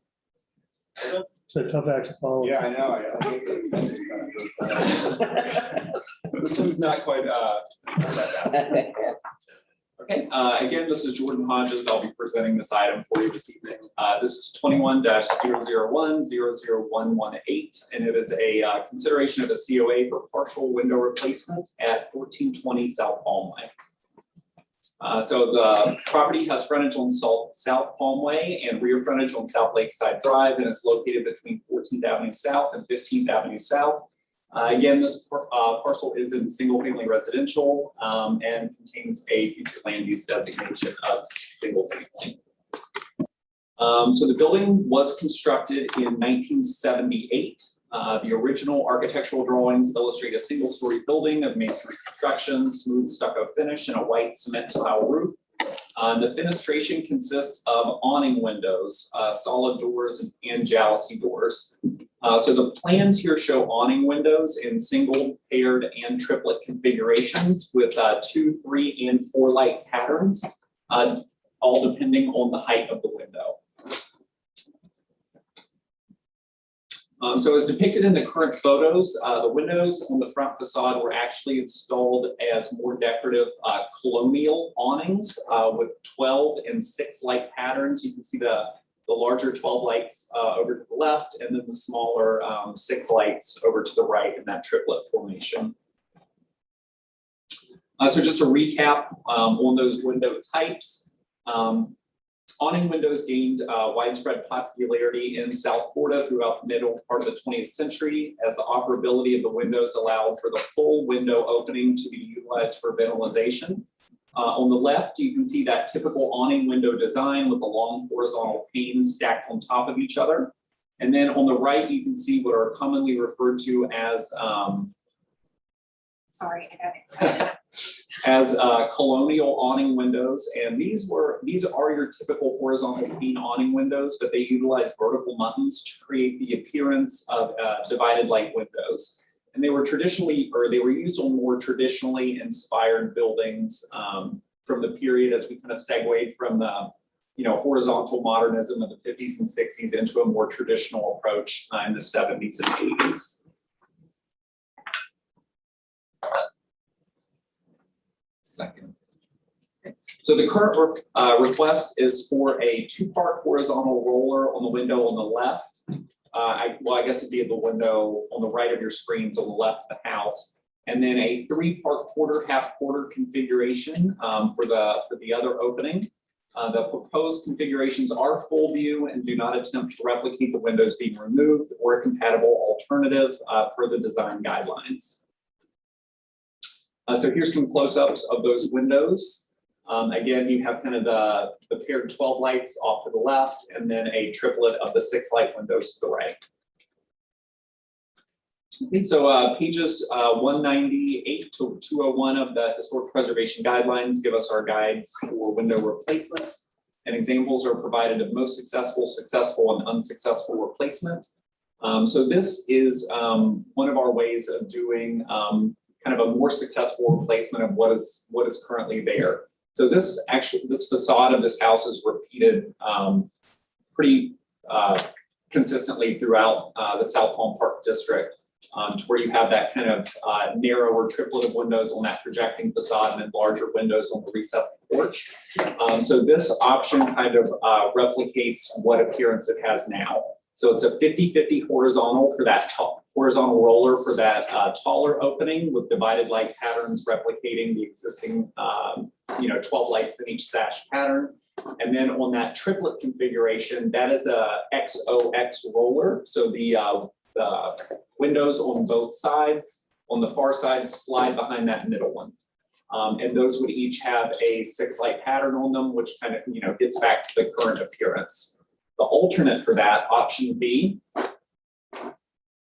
would just be to replicate traditional awning windows, those horizontal panes. This is actually what's on the architectural drawings.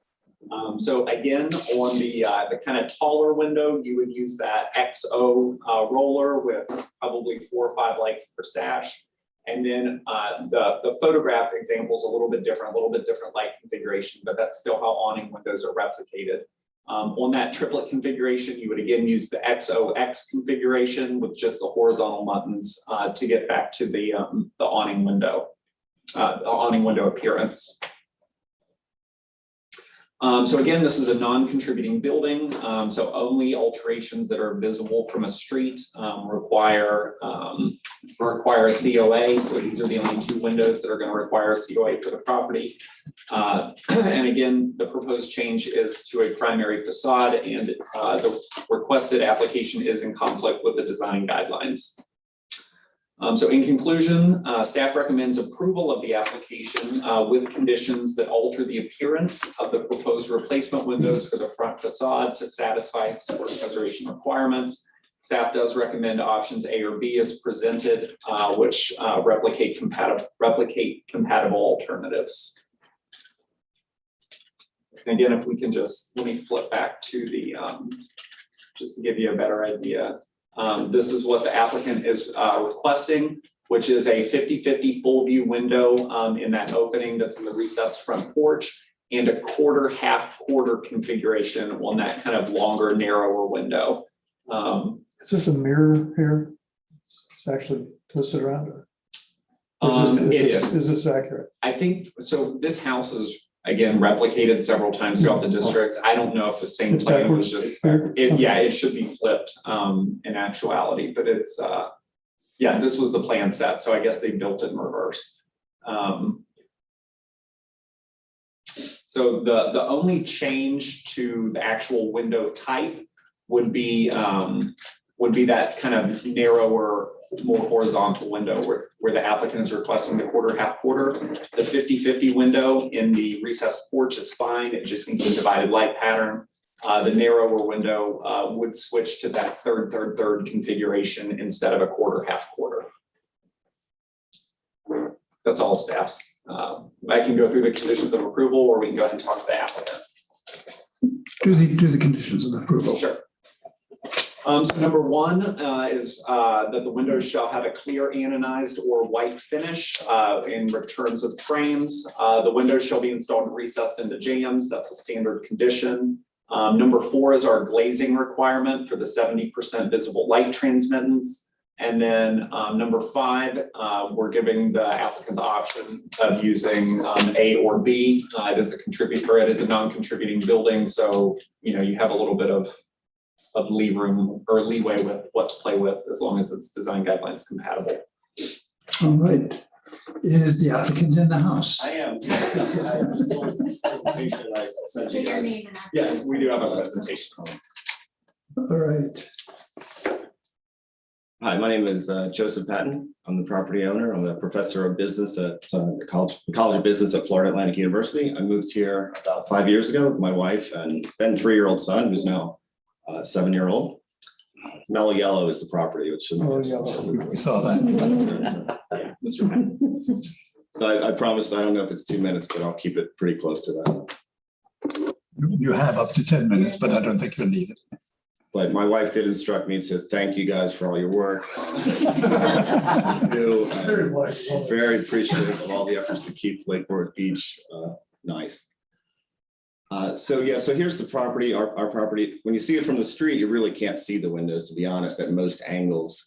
Those other pictures, you have to go into the property itself behind that mahogany tree to see the windows. So from the street, it's going to look, regardless, similar to where you see the mailbox there. If you go to the next slide, we have low windows and the house is pretty dark. So on our living room, that's the one opening, and it's pretty light in this picture. But it's just 8-foot ceilings, and so we're really trying to maximize the amount of light we get in the house. It's a dark house. So we were granted permission for a door that's going to have some light already. And this is part of a larger project to replace all of the windows. So that's been permitted, and that's in process. And these are the 2 windows that were denied, pending coming before the board. So what we're really hoping to do is just maximize the amount of light that comes in, which is the reason why we're requesting windows that do not have the dividers, or muntins, I believe they're called. You go to the next slide, the specs here. So these are the same openings that already exist in the property. It's clear glass, as I know is always requested by the board, with maximum light transmission. But they don't have the grid pattern. So the next few slides are just in the historic district. I mean, the one on the right, to me, it looks exactly like our house. That's a 1501 South Palmway, with these exact 2 windows, the same as 1521. Frankly, to me, they look like they're tinted, although I don't know that for sure. My proposed are not tinted, they're full clear. And the next slide has one more house that again has the exact same window that we're proposing for one of the windows that I know was approved by this board relatively recently. The next slide has 2 more houses that I believe are pretty similar looking to my house, although I'm not an architectural expert, but you can see it's the exact same windows that I'm requesting, almost just they're the exact same ones. And then the next 2 slides have a few probably different kind of houses, but do have the same window, with the same windows there. These are all on Palmway, right very near our house.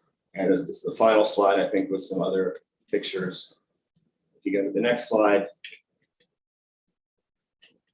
there's 1221, which is that mid-century modern looking. Clearly, those were not the original window style in whatever that was built. And the property on the left, you just talked about that earlier at this meeting at 501 South Palmway. Those windows were approved, sounds like, by this board relatively recently as well. So the last slide, I think, is next. There's a bunch more that I've listed the addresses there. That's only on South Palmway. There's a lot more on Lakeside and all the cross streets and all the other historic districts. This is a non-contributing property, and by this preponderance of these windows, feel like it's not incompatible with the neighborhood and the style of windows that are very, very common in the neighborhood. And we just hope that you will allow us to install those final 2 windows in this project. My son insisted I put a picture of our dog there, so thank you very much. All right, well, thank you. First, we'll go through questions from the board members. Questions? If you install these windows that you're proposing, they will match the remaining windows that you're putting in Correct. the rest of the house. That's right. Are they all impact? They're all impact. So the rest of the house has sliders with no mullions, no mullions. Correct. Okay. Those have all been approved by, they're permitted. Required historic Yeah. review, so I'm straight to permit. Okay, and you say you have a front door now that's approved that has a single light of glass in it, or? Correct. Okay, Have you purchased these windows yet? The 2 that we're talking about? I did actually. There's a 3 or 4 month backlog to get impact windows now, and so I have them. I'm not installing them. I'm waiting to get permission, hopefully, from the board. I knew that the board or the guidelines call for clear glass, and the openings needed to be the same. And having met that criteria, and I saw dozens of examples around the neighborhood, thought that that would be fine. And I later learned that they didn't strictly meet the criteria. But I've not installed them, and I'm waiting to do this the proper way. okay, questions, Mr. Lorenzo? No, I had a good one, but I'm not gonna say it. No, sir. Oh, come on. Let it out. Very quiet. All right, if we're finished with questions, I think the legal thing is to go to public comments. Are there any public comments? Okay, hearing none, I guess we go into session, and we thank you very much. Thank you. And so among ourselves. Non-contributing The windows will match around the rest of his entire house. We have several other houses in very, very close proximity with very similar light patterns. To tell you the truth, I mean, I'm very familiar with Mellow Yellow. Know the people that have been there before. And if you look at that, I don't know why those windows look just a hair out of place with all the light patterns. Maybe it's because of all the rest of them in there. But I mean, you're showing me that those are examples that are relevant. But anyway, because they're going to match the rest of the windows he's putting in. And if you just wait it around on the clear glass. But anyway, and I appreciate, you're taking the opportunity and improving the house is gonna look very, very nice. So I'd be inclined to approve. I think I would too, and I'll tell you why. First off, the original drawings did not show the colonial thing, so that whole colonial thing is pulled out of the air. Another item is the late date of the house. In the late 70s, if I'm not mistaken, maybe Mr. Hassel will tell me I'm wrong. I think by that time, sliders or roller windows were already becoming fashionable. And this house might just as well have had that as have the windows that it does have. And I agree with you that matching the other windows that have already been installed legally, or at least have been permitted legally, makes sense. So if we do approve it, I would like to scratch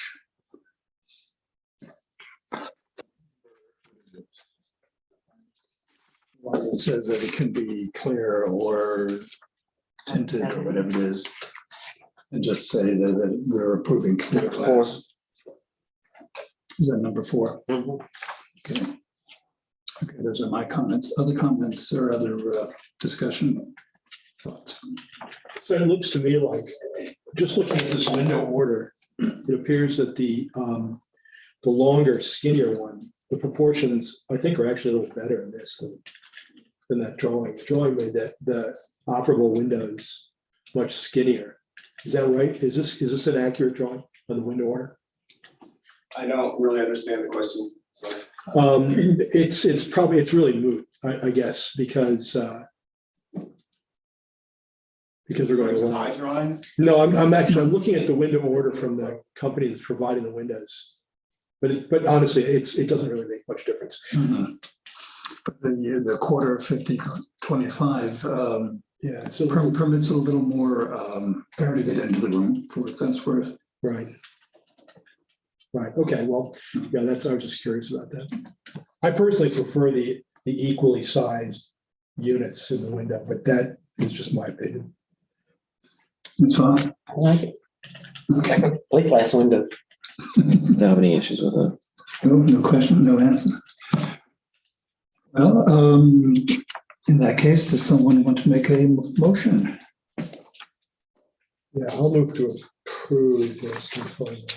1420 South.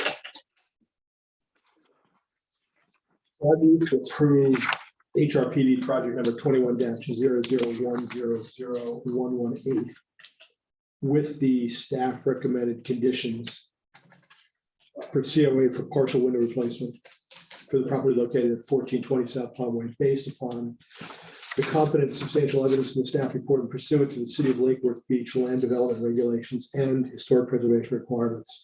Mr. Harris, would you, I believe in the discussion, there was a discussion to amend condition 4 to Right. allow condition of clear glass only, and then We don't need 3 and 5. 3 anymore. No, we don't. Okay, so I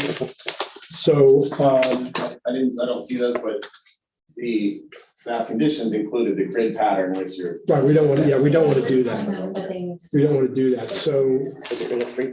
3 and 5. So one. oh, there it is. Okay, right. So, all right, so let me rephrase that. I move to approve HRPB project number 21-00100118 with staff, With the following conditions. right, with the following conditions listed by staff. Number 1, Number 2.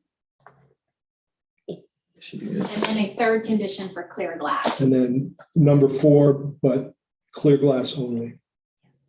Number 3 and 5 are eliminated. That's right. Secretary Headland.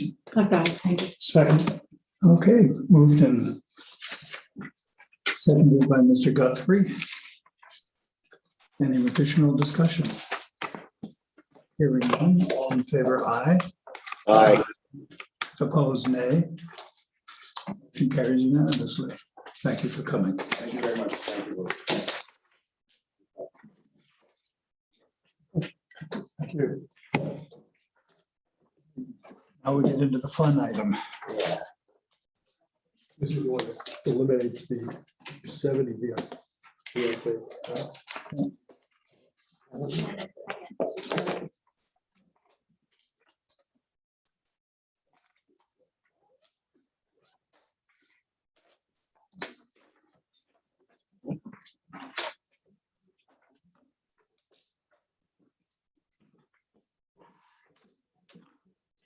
All right.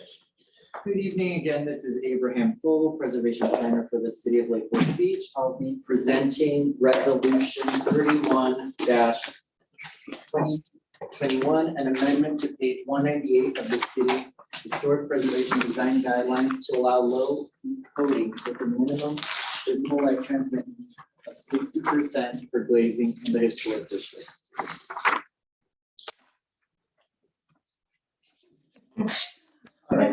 Okay. So we'll begin with a little bit of background just to recap. We completed our design guidelines between 2018 and 2019. We received a grant from the Florida Department of State, and we hired a consultant who worked with staff to develop the design guidelines. In January 15 of 2019, City Commission adopted the design guidelines in Resolution 03/2019. And page 198 of the design guidelines provides special considerations for window placement. That's where item 5 indicates that when used to historically utilize clear glass, and therefore clear glass is the most compatible type for historic structures, and low-E solar bands, tint or mirrored finishes are not recommended. So after the adoption of the design guidelines, the US board gave the directive that clear low-E can be considered visually consistent with clear glass, and therefore could be approved by staff or in board cases because it was still consistent with the design guidelines requirement. On August 12 of 2020, we placed a moratorium on all glass types that were not clear because members of the public expressed there was some confusion as to exactly what clear low-E was, and there wasn't industry standard that they could go by.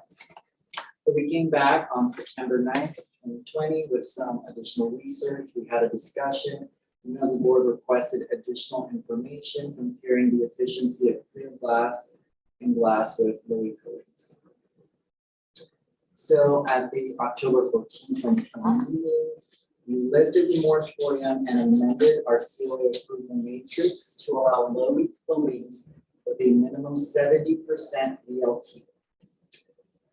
More recently, at the May 4th, 2021 City Commission meeting, after several members of the public expressed concern with the VLT requirements for low-E in the historic district, staff was directed to amend our requirements to allow a greater range of low-E coatings. So at that point, we spoke with our city attorney, Susan Garrett, who wrote a memo indicating the procedure to allow a greater range of low-E coatings. Since it was determined that low-E coatings below the 70% VLT were no longer here, it would require amending the design guidelines. And the process for that is a resolution where the HRPB is the recommending body and the City Commission is the final decision. Pursuant to our participation in the certified local government, we gave a notice of at least 30 days to the state regarding this change, got their feedback.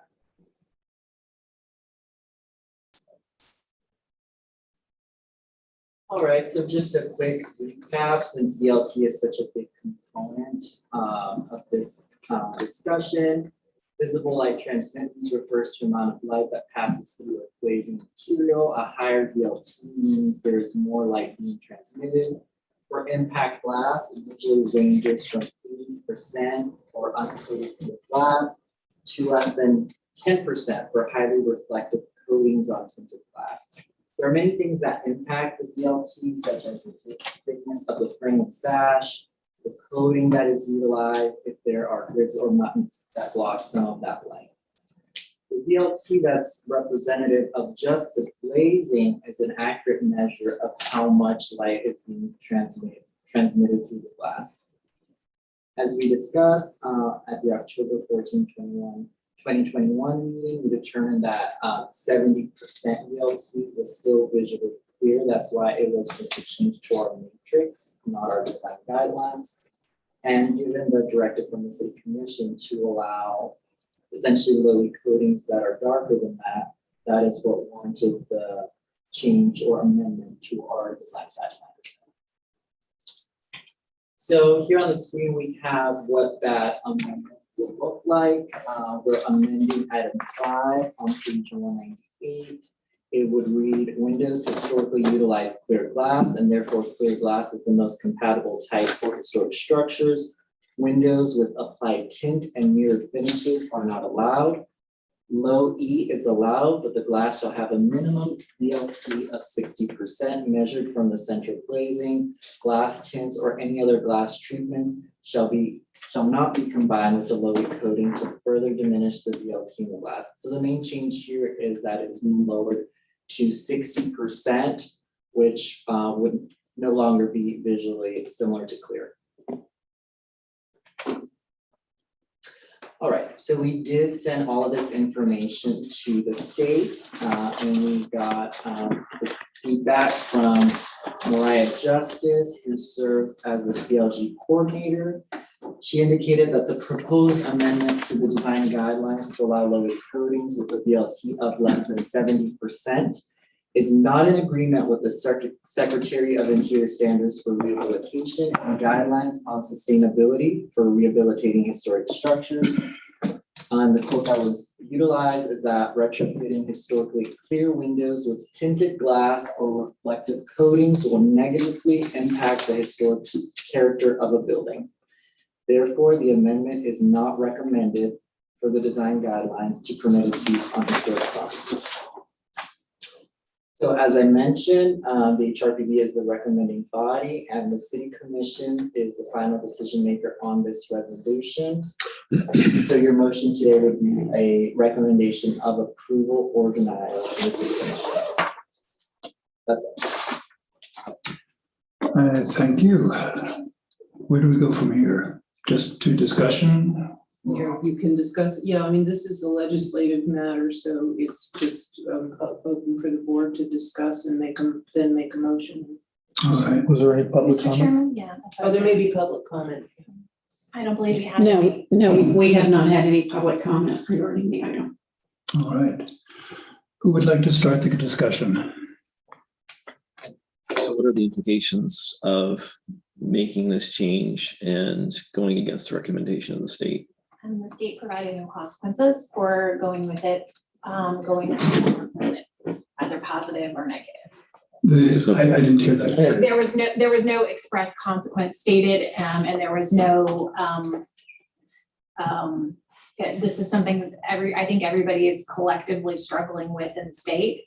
I think there's a perception that low E is a fad, I think industry wide, and that it will eventually have an end. I'm sure there will be a better application going forward of how to address energy efficiency, with better products in the future, because it quite frankly does have a color or tint, which can be more gray or more green, and that their position is that they do not support it because the Secretary of Interior's guidelines specifically state that there is that any type of coloring on windows is not recommended. Your interpretation had actually gone further than what the official state's position is. You know, it's a difficult situation because of, I think we have allowed clear low E before, but clear low E was maybe not as well defined. So we have examples of windows that are visibly low E, you know, that were installed. So it's a difficult situation. We're hoping, or at least I'm hoping, it's very much a fad because it does look green, and that there'll be a better product down the future, because I think people would rather have a clear window that maximizes you know, energy efficiency. So that's kind of where we are. Is there any possibility in the future that going against what she said, you know, or are there funds connected to this somehow or other, grants or whatever? If we go against them, are we going to lose money? Well, I think we can go too far. And I don't know if this particular one is too far or not. But I know that if we were to go in radically, you recall the very stern letter we received from the state when we were thinking of essentially gutting the program to the bone. And the biggest benefit of being a certified local government to the bulk of our historic districts is the base flood elevation variance. That, if we lost our certified local government status, would go away. And that, with regards to the flood map change, is a huge incentive. So that's a concern. In addition, we've received quite a lot of grant money from the state as a certified local government. Abe and Jordan are masters of getting grants out of the state for doing surveys, and I mean, they have, you know, they have done an incredible job of getting so many dollars to this city. For the design guidelines, for the surveys, for everything. And those grants are not available if you're not a certified local government. So all of that money dries up. So there are very severe consequences if we go too far with our program. I'm sure the state will let us know. When does this come in front of the city commission? It is scheduled for June 15th.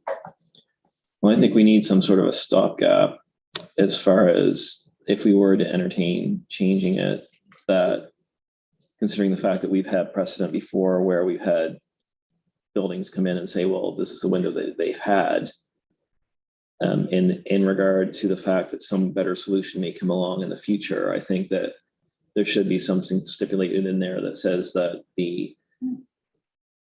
that window that's permitted now, when it comes back in to be replaced again, is going to go under a new review. Yeah, so the resolution requires one reading. That this item will go before on June 15th. Your next meeting is June 16th. So, No, but I mean, say for instance, we allow an historic building to have this low E tint, or we change the regulation to say that they're allowed to have the low E tint. Then 30 years from now or 20 years from now, or whatever, they come back to replace their windows and there's a better solution, that we can go back to the historic precedent, so that those windows need to be reviewed again, not that they just get to grandfather in and have the tinted windows in perpetuity. I think you could also just modify the guidelines again and enforce the guidelines when they apply for the replacement. Right. And I think the Secretary of Interior standards are clear. It's clear. If we, No pun intended. you know, if the City Commission approves this and moves forward with it because of because they are balancing the desires for folks to have energy efficiency with historic preservation. If they make that choice, we will see what the state says. The state can always choose to take further action if they wish to. Then the board, I'm sure there would then be a process where the commission would have the opportunity, should the state find issue with it, to modify the guidelines again. What is merely a suggestion? No, it's a directive. It's a recommendation.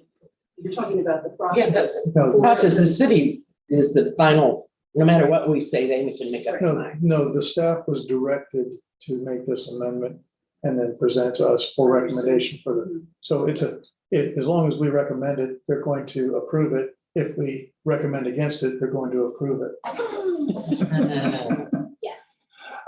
If the recommendation is denial, will someone from staff be at that meeting on the 15th? Well, we would be there, but if you are all going to recommend denial, we would recommend that a representative from the board. I think so. Because we can't be fired. I have to say, I love our new city commission, I love our new mayor, but I think they overstepped their bounds by directing us to change these regulations. I have two things I wanted to say. I have more than that, but there is a house up in College Park on Lakeview, Lakeside. I think it's owned by the Aioli family. Very nice restoration work that is totally ruined by the fact that they've got highly reflective glazing in it. Totally ruined. I believe this is the one where the building permit has been, or the building inspection has been. Was that That's one? outside of the district. Oh, that's. Yeah, It's just it's a nice example of someone outside of the district that did a full restoration. Yeah, Oh, okay. yeah, it is outside of the district. It's undoubtedly permitted.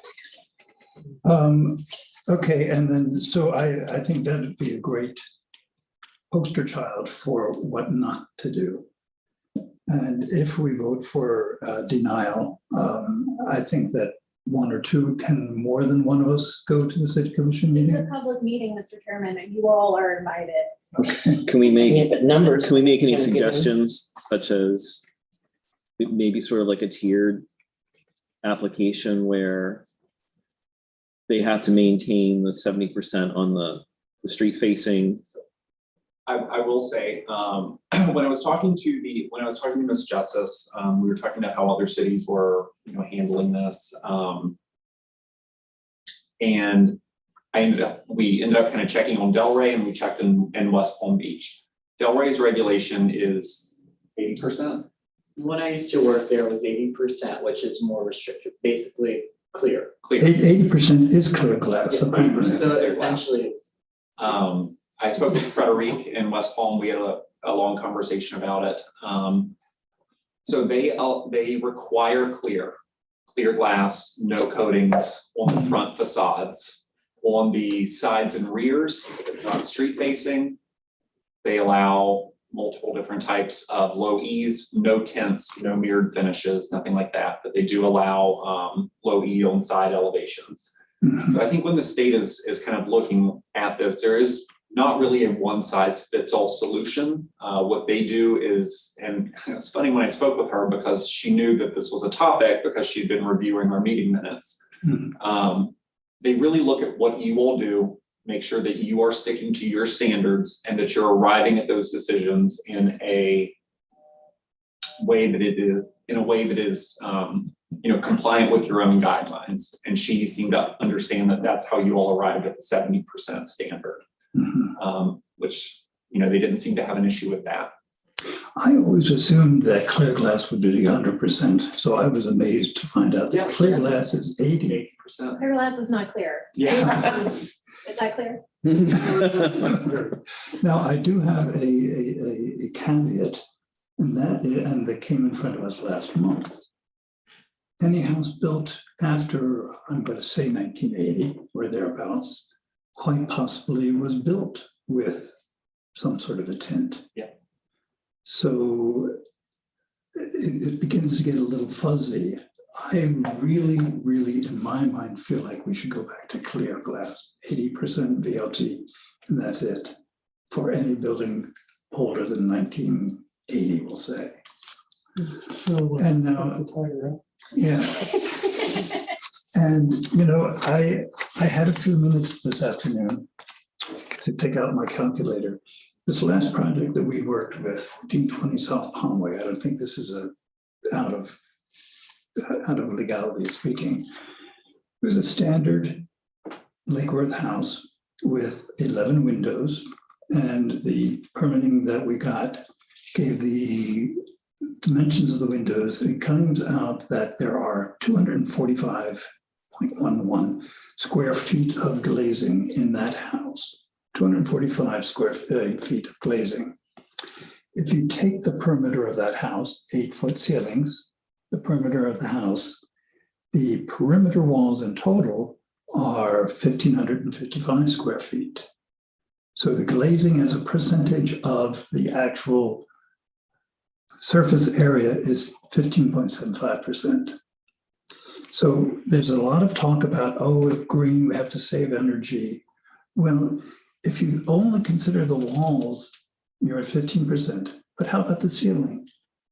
If you take into account the ceiling area where you get the heat loss or the heat gain, in this particular house, for my example, was 1,872 square feet. So the walls and ceiling, every part of the house that's going to lose heat or gain heat, the glazing is 7.15% of that. And for that, we're allowing all this kind of glazing. It just, you can, for the same price as the upcharge to put in low E glazing, you can add 2 inches to your attic insulation and get the same U factor or whatever. Well, can't you just double or triple glaze the glass too? I mean, I know that's a more expensive window, but I mean, I think most of the time the tinting is more of an aesthetic or window I dressing. mean, or plant a tree. And plus, that doesn't even take into account the orientation of the house. Right. I mean, so if you depending on. East, west, what are those? Abe and I work with homeowners and window contractors all day long. They are incredibly persuasive and homeowners just don't want to hear it. It's very difficult to have those conversations. Explain, they're incredibly persuasive that what? That these windows are gonna save them 50 to 70% on their utility bills. That's the low. What's the upsell? That's anything they're Okay. selling. Okay. You know, at An that upcharge, point. any upcharge that they're selling, right? It's an upcharge. Okay. It's Yes. a coating. All right. And, you know, we get beat up all day long over this, over, Well, that was going to be the essence of my comment, if anybody wants to listen to my comment. I'm ready to go. Okay. I would like to. That, you almost hit it directly on the head there, is that I'm getting tired of getting beat up over the fact that people want tinted windows now. And they feel that tinted windows is energy saving, okay? And I believe it is a fact that a low E coating that is within the, above the 70% or higher is actually more energy efficient and more energy saving than even a darker tint without the low E. I believe that's true. Okay, so I mean, I think because we went over this, that was because everybody thinks that if they put dark tinted windows on their house, that's going to save energy. It's actually the technology of the low E coating. Absolutely. Okay, so they can still maintain a clear glass window with that low E and achieve the energy conservation that they want, even more so than putting a darker tint on. So when you hear this, I've been hearing, I hear them tell me that they're looking for energy efficiency. What they're actually saying is they want a darker tinted window. And that has happened on the property on the corner of Palmway and Fifth Avenue, where the guy went, I didn't like the green tint. I wanted a gray tint. And I want a gray tint. And then the guy across the street, he has a gray tint. And then Mr. Patton tonight showed us a lot of properties in our neighborhood that, you know, and Graham, I've got things in my house and I've got a contributing structure that would never pass this board. Okay, but I like it and it looks good and I like it on my own house. And what's your address? He's got a client. It's all permitted. And you know, that's the thing, you know, we ran into that again tonight. You know, there's a squirrel, but the driveway, you know, she had a circle driveway at one time. You can't really, and now she wants to, she still has a circle driveway. But I mean, so what is going on now is that from what I gather, and I know there's some fairly loud voices that are speaking to, and they have the ear of the commission that is there. And the commission pretty much has directed us to address this problem because these guys get beat up on it all the time. I know I've been beat up. I don't know about you guys. I've been beaten up quite a bit on this. And I guess the commission is getting, tired of getting beaten up on the fact that people want tinted glass. Okay, so then I went up, I did the same thing and I called, left a message. Did you get my message? When? Whenever I left it. Hi, this is Jordan Hodges. Leave me a message and I'll call you back immediately. But I wanted to find out, but the question was, where exactly in the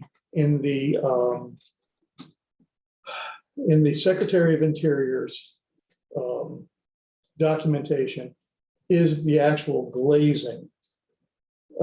Not state of Florida now, but I'm talking about the Secretary of Interior. Do they address it, or do they address it in broad terms, saying that if the house was built with this particular, if the house was, we want to maintain the integrity of how the house was built. So if the house was built with clear glass, then we want to do that. Well, one of the reasons that I wanted to get on this board was the fact that this board had a propensity to make sure that everybody used anodized aluminum frames around windows, when back then there was no option.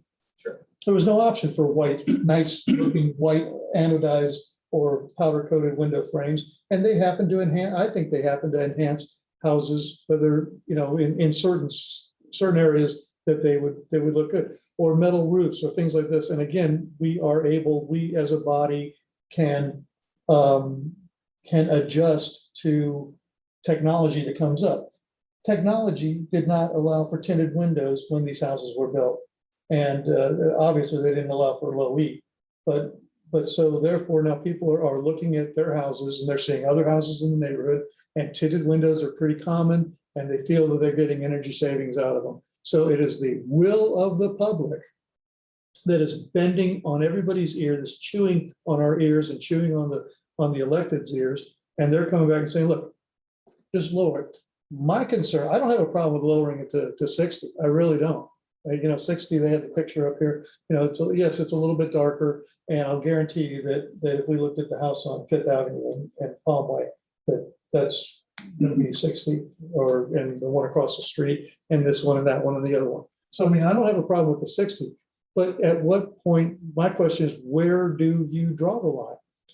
I'm getting somebody that's in my face going, what's the difference between 70 and 60? Okay, so now they're going to be in my face going, what's the difference between 60 and 50? Why can't you let us do that?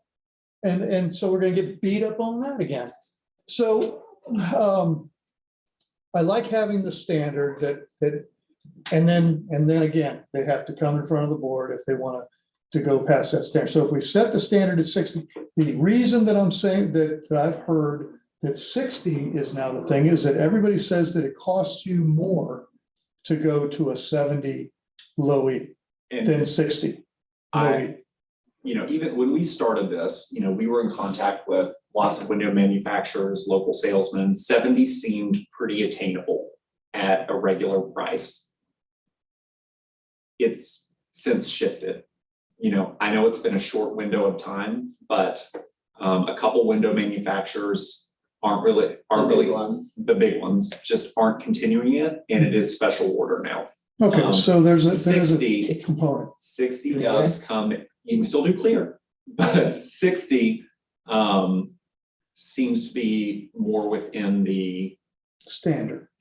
There's a lot of 49s. There's a lot lower than that, but 60 does seem to be attainable. Okay, so if we go with the 60, there is a financial component that we can look at as a board. It costs you more to go to the 70, and it's not industry standard anymore. Industry is changing. Public perception is changing. So if we find, because again, what we're talking about is maintaining our certification, our local certified government for grants and things like that. We want to make sure that we are abiding by some standards. So if we do say 60, because it has become the industry standard for that. That is one reason, and it costs more. There's a financial component. It would cost more to go to 70. Okay, then the next thing that was, and we can vote on that, you know, discuss that. But then the next thing, and I brought this up at a prior meeting, was that on a contributing structure, we just had the situation with the non-contributing structure where we're gonna treat the front windows, front-facing windows, differently than all the rest of the windows. And to me, it seemed to be a logical way to go by allowing all the windows in the house now to match. Okay, I mean, and that has to be, I know it has to be on a It's a slippery case. slope, Chip. Well, okay, so here's my slippery slope. Okay, when we talk about like West Palm does, Mhm. they require they're clear on the front on a historic building, but when you go back around there, they give you some leeway. And that was the other thing that I've been pounded on, is that, you know, what difference does it make? Nobody's looking in my backyard. Why can't I have tinted windows in the backyard? And that kind of, you know, and everybody that comes over and we discuss it in a civil tone. Sure. So it's basically the same thing. Why does it make so much more difference on windows that you don't see that they comply with the everything? Because we are looking at a historic structure. And so my tendency is to be a little more lenient on the non-face, even on, I'm not talking about window designs or configurations, fenestrations and muntins and things like that. But I mean, if somebody wanted to darken the windows on the back of their house where nobody's gonna see it except for themselves in their backyard, what harm would that be?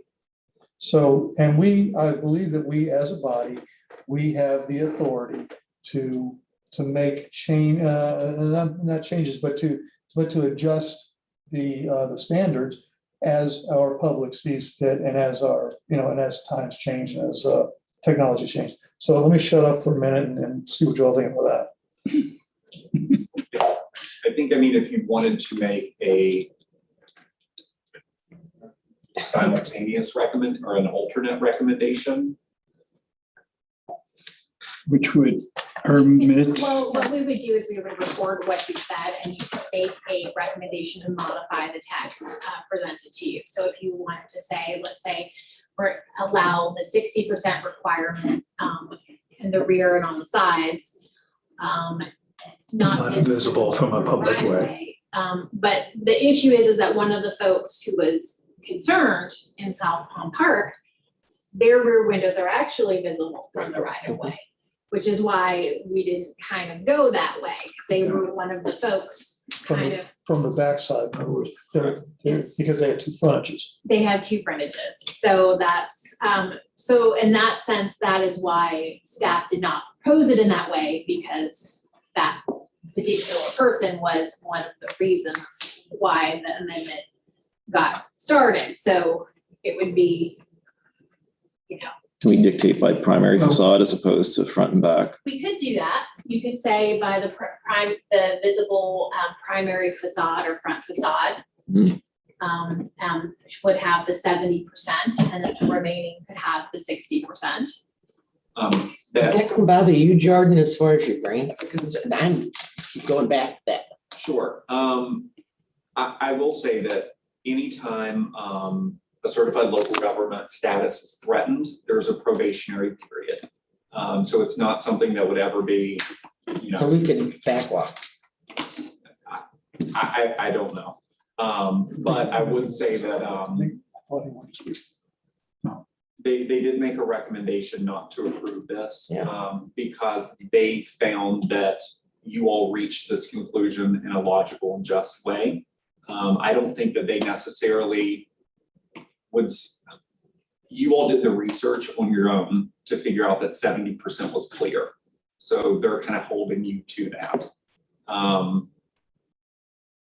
I don't feel like this is a hill that we're gonna die on.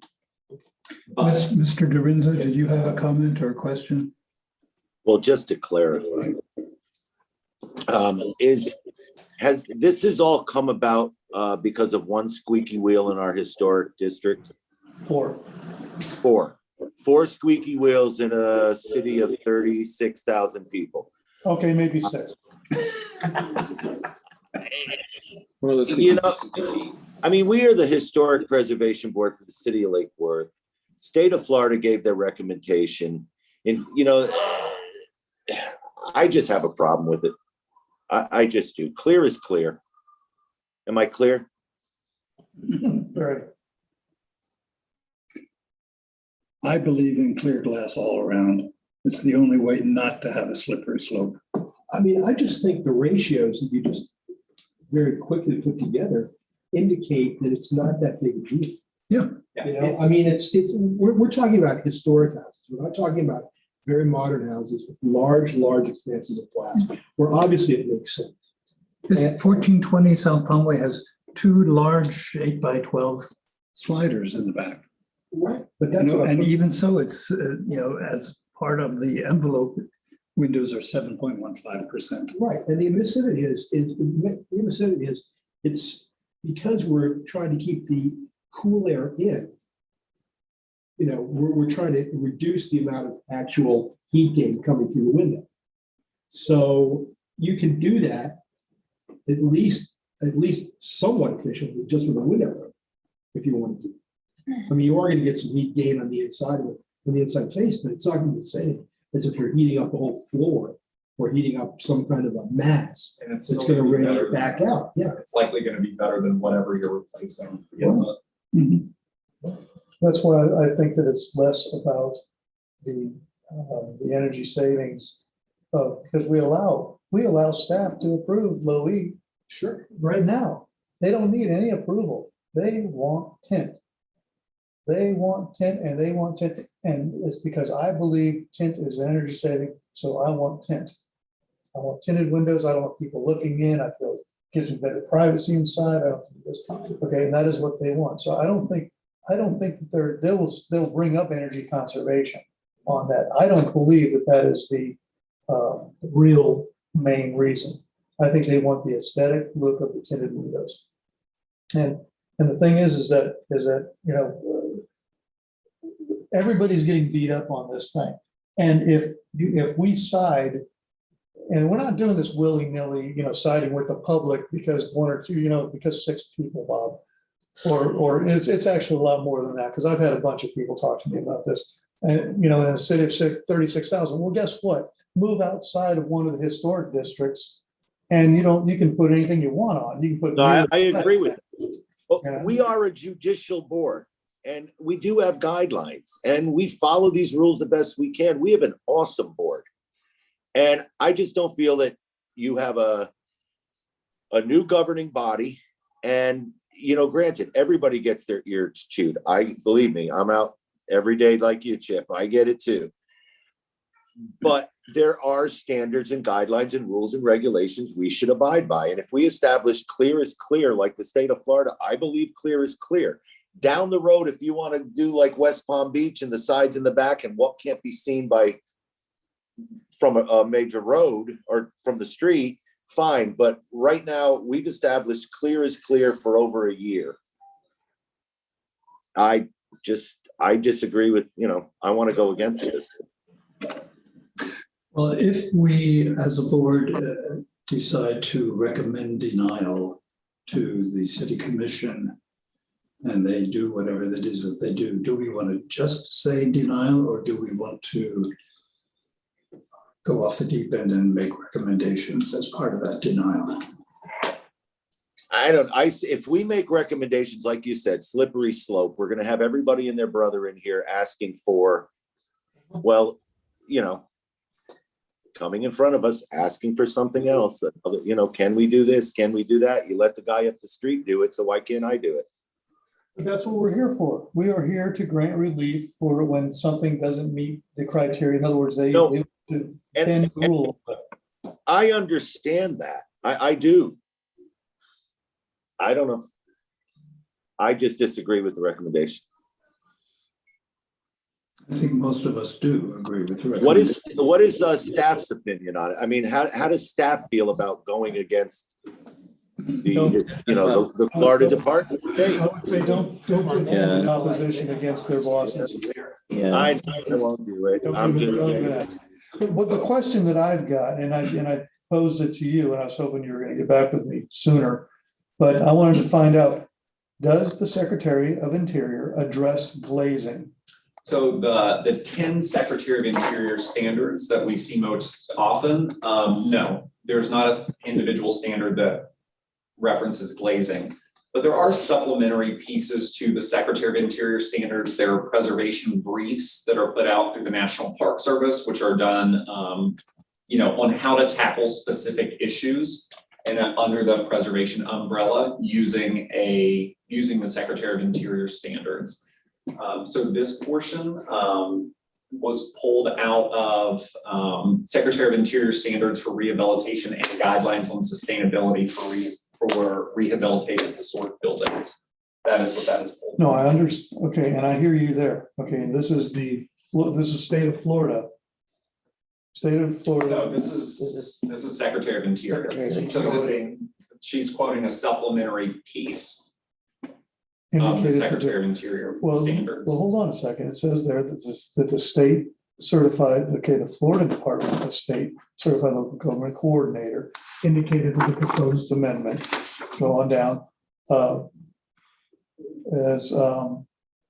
it adjusts what you asked her, retrofitting historically clear windows is her opinion that it will negatively impact the historic character of the building. Therefore, it's not recommended. Okay, and not recommended in italics for emphasis, meaning that, that we do have,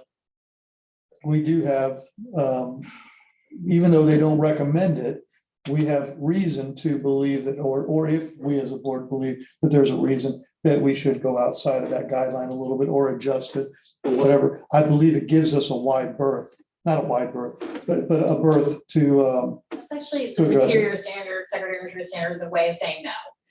To be quite blunt, and maybe you can, I know you come from a historic preservation background and. Did you say like that, you say the answer is no, they don't address it? No, the answer is that they would not support it, like when they say. They're telling you, they're in this, Yeah. we don't- they're telling you that, let's see, that it is, I'm trying to find the middle of the sentence. Susan, I was It's meaning- not in agreement with the guidelines. Right, but I think they're more asking, like, when the Secretary of Interior standards say not recommended, what does that mean? Is that like a general It recommendation? means if you approve things that are not recommended under the Secretary of Interior standards, that you're deviating from the principal source of guidelines. Well, that's what I'm saying is in my packet, I read this. Okay, and that's profound. I mean, we are going to the governing body that governs all the state of Florida's historic areas. Okay, and they definitely want you to stick with clear windows only.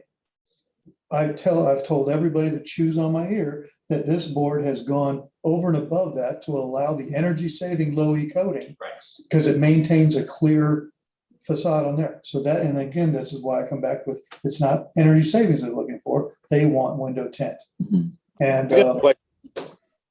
Mr. Hodges, when you're doing the new survey and all of that, non-conforming and the homes that are gonna be, non-contributing, the homes that are going to be contributing, homes built in the 70s are gonna be deemed contributing fairly soon. Did they have tint in the 70s? Was there some type of glazing coating used when they were building these homes? Yeah, if there was, it was a small percentage. I have to do research on that. I'm not. And I think also our stock, that's a very small percentage within our boundaries that would Correct. capture homes from that period. I mean, there's a,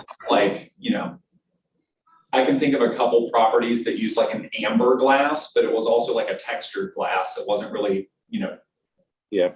transparent window glass. We did have the project that came in last month on Palmway around 6th or so, a 1980s house Yeah. that had original tinted glass. So we know Yes. that by 1980s, it certainly was standard or available. And I think too, it's interesting with this one that's being quoted is talking about a home that was historically constructed with clear glass. That's what it's referring to. So I think, he made the distinction last month, almost from the eighties, they were replacing in kind for that period, so it is context sensitive. Okay, then let's do a hypothetical here. This board, through our discussion tonight in, publicly addressed meeting, nobody is addressing this from the public, not even the people that are squealing the loudest. And we are discussing this because this board is, and Bob said it right, we have a very, very good board that has attention to, we take this very seriously. I know I do. I know you all do too. And we're looking at this, okay, so if the Florida Department of State recommends against this, and this board recommends against this, and then the city commission goes ahead and does this, and says, okay, we're gonna go ahead and pass it anyway. Okay, I think that would have a definite impact on our certified local government, more so than if we try to adjust it somehow to make it, to make this work a little bit better for everybody involved, the compromise again. So I don't want to lose our certified local government designation, and I think that's worth striving to keep. I don't think this is the straw that would break the camel's back either, but so it's. And like I said, I'm not altogether that opposed to just letting it go to 60, and then that addresses, we've taken it out, of the commissioners, or we've taken it out of our hands actually, and let the commissioners take the heat for it now. If there's any issues, if there's any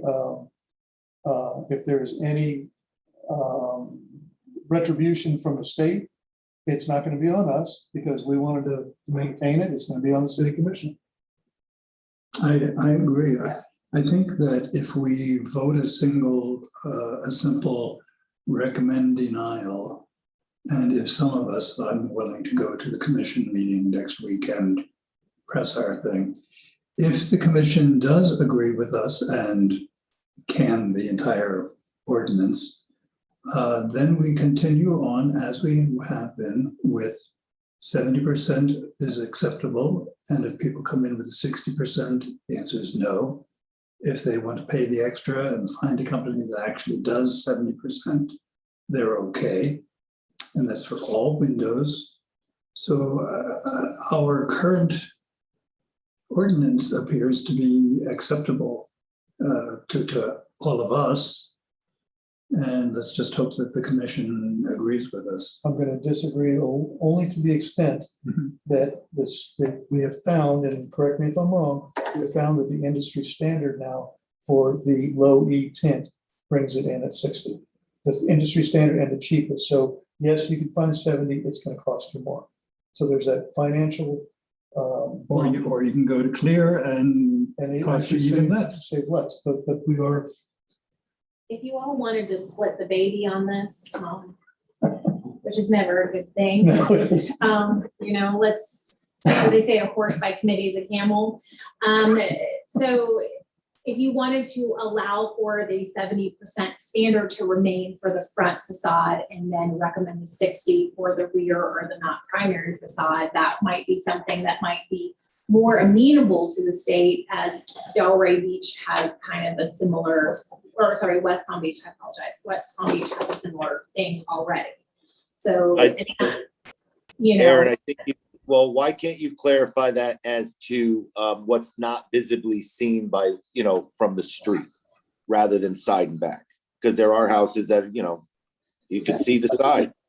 Yeah, but that is I think side and back is better. I just think that the whole house should have the same non-tinting. So This excerpt from what the state said indicates that they're acquiescing to the 70%. Basically. Yeah, already. We think your 70% still stays fine. But no more. Yeah. They found your reasoning, as Jordan said, to be sound, that is a functional equivalent. They saw that you did your homework. Well, I would suggest that we make a simple recommendation of denial. and hope that the city sees it the same way. I think when you open up to the sides, then that you're opening up a can of worms. Yeah. I think you're gonna have a lot of problems there. Agreed.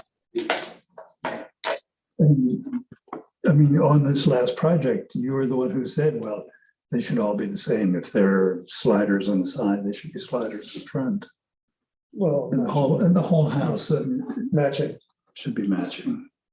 I mean, the only caution I would have with that is that either we're going to deny it based on principle, or we're going to approve it with conditions and hope for the best. But I think from what the way the wind is blowing, something's going to happen. Mhm. So we're not going to keep the 70%. And then that's on the city and the commissioners, not on us. So as I understand where we are now is that the 70% is what staff can approve administratively. So that means, I believe that we're telling people, if you want 60%, they can come to you for a COA. And then, but is that approvable or not approvable? I mean, if the More than likely not gonna be approved though. So this would change the guidelines themselves where if the recommendation was 60% or greater in VLT, that would be something that staff could then approve administratively. That would be, we are then making the assertion that 60% and higher is virtually clear. We're coming to that conclusion. We're not actually saying But we're that. not. No, it doesn't. We can't as a board say that, You've already decided that 70 is clear. but that was before we found out that the industry is moving away from that and the standard. Right. Standard. But that has low E. different factors. No, because what we're looking at is low E though. We wanted the energy conservation of low E. So we went to the industry, and at that time, industry standard reduced, by putting low E on there, reduced it to 70%, from 80 to 70. Okay, so now the industry is kind of moving away, and the more standard low E coding now brings it below 70. Right. So are we going to stick with a process that's going to cost everybody more, or can we go ahead and say the industry standard low E is going to reduce it to 60? We're not. I don't know that we can monkey around with calling it tint. In other words, this is this is a low E coating that can be as much as 60%. Yeah. Okay, and we're not allowing tint, we're not allowing reflective, but we are allowing the industry standard low E, which happens to be, it passed us up. The industry standard passed us up and went to 60. And I think where staff is coming from and why we consulted the city attorney on this unfirs process is because we did bring out the window samples, if you recall.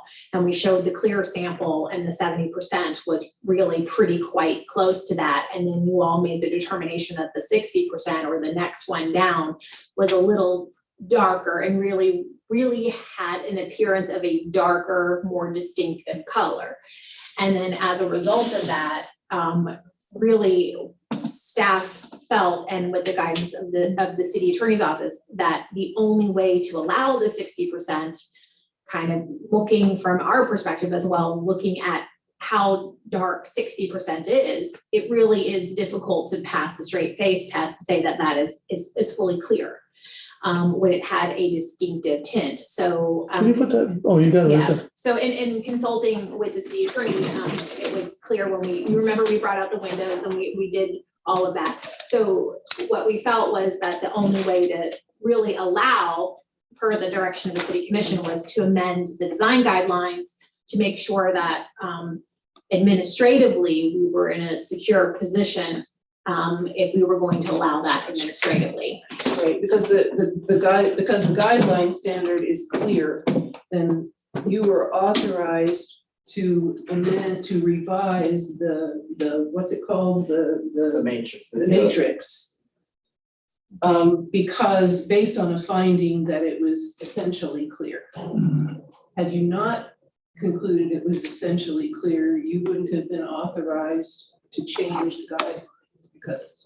But why, okay, then that's what my question is why, if we decided now that the industry is changing, and so therefore the standard energy saving low E tint has actually dropped a little bit below 70%. And so all we're doing is go ahead, but Just in the topic of clear, part of our research was looking at other municipalities, and that's also how we got to the 70, plus the samples. And our conversation with the state when she was responding to this amendment, she also wanted to understand the rationale to get to the 70. So they're in agreement with how you concluded that 70 was clear. But they indicated that at 60, it starts to impact the appearance of the glass, and that's why they're not recommending approval for this amendment.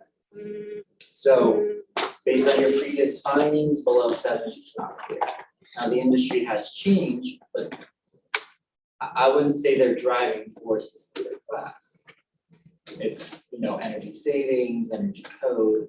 So those are kind of on two planes. You have the competing balancing interests. So to move forward, the recommendation was to do this, to be in a secure position, especially putting staff in a secure position for making these recommendations and following, because they are very visibly not clear. So we kind of, you all felt and we felt too, we agree that we kind of stretched clear as far as we could stretch it, with based on the data that we had collected and the industry standards and what other local governments were doing, because clear is technically 80%. But then we're getting two things over now, and we're really starting to get some darkness and some color. And so we felt like this would, when you all are making your determinations and we're making our approvals, this gives us support for those approvals. It's really required. Yes, you could make that finding, but the credibility of your finding is challenged by the previous finding and the facts on the ground and the recommendations from the state. I mean, my interpretation is that the interior wasn't saying that 70% is clear. I think they were giving leeway to say that we are allowed to go down to that level and still meet the functional criteria. And we go down to 60% and we're just outside the ballpark altogether now.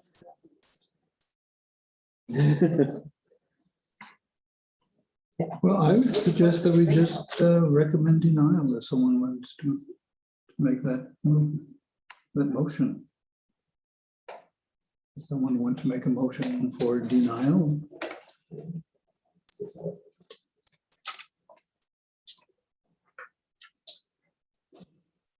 well, and then who wants to show up at the city commission meeting and should we all say that we need to be there?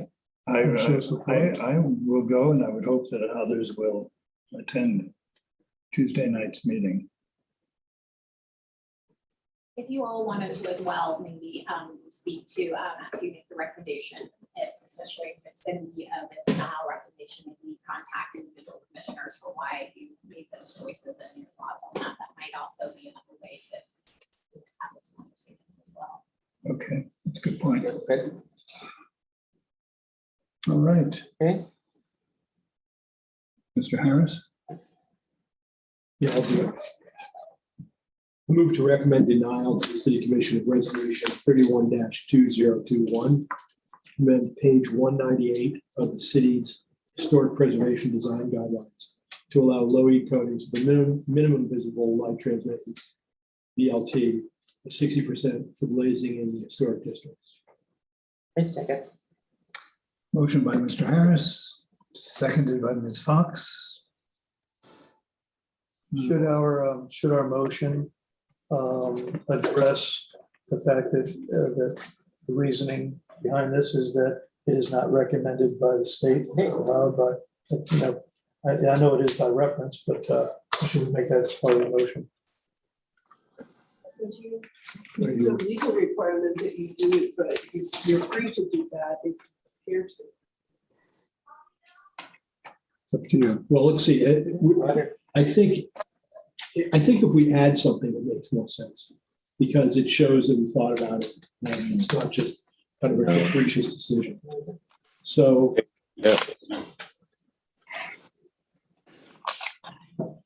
Yeah, let me amend this. Let me start over. I will say, as it is not recommended by the Florida Department of State for the design guidelines to use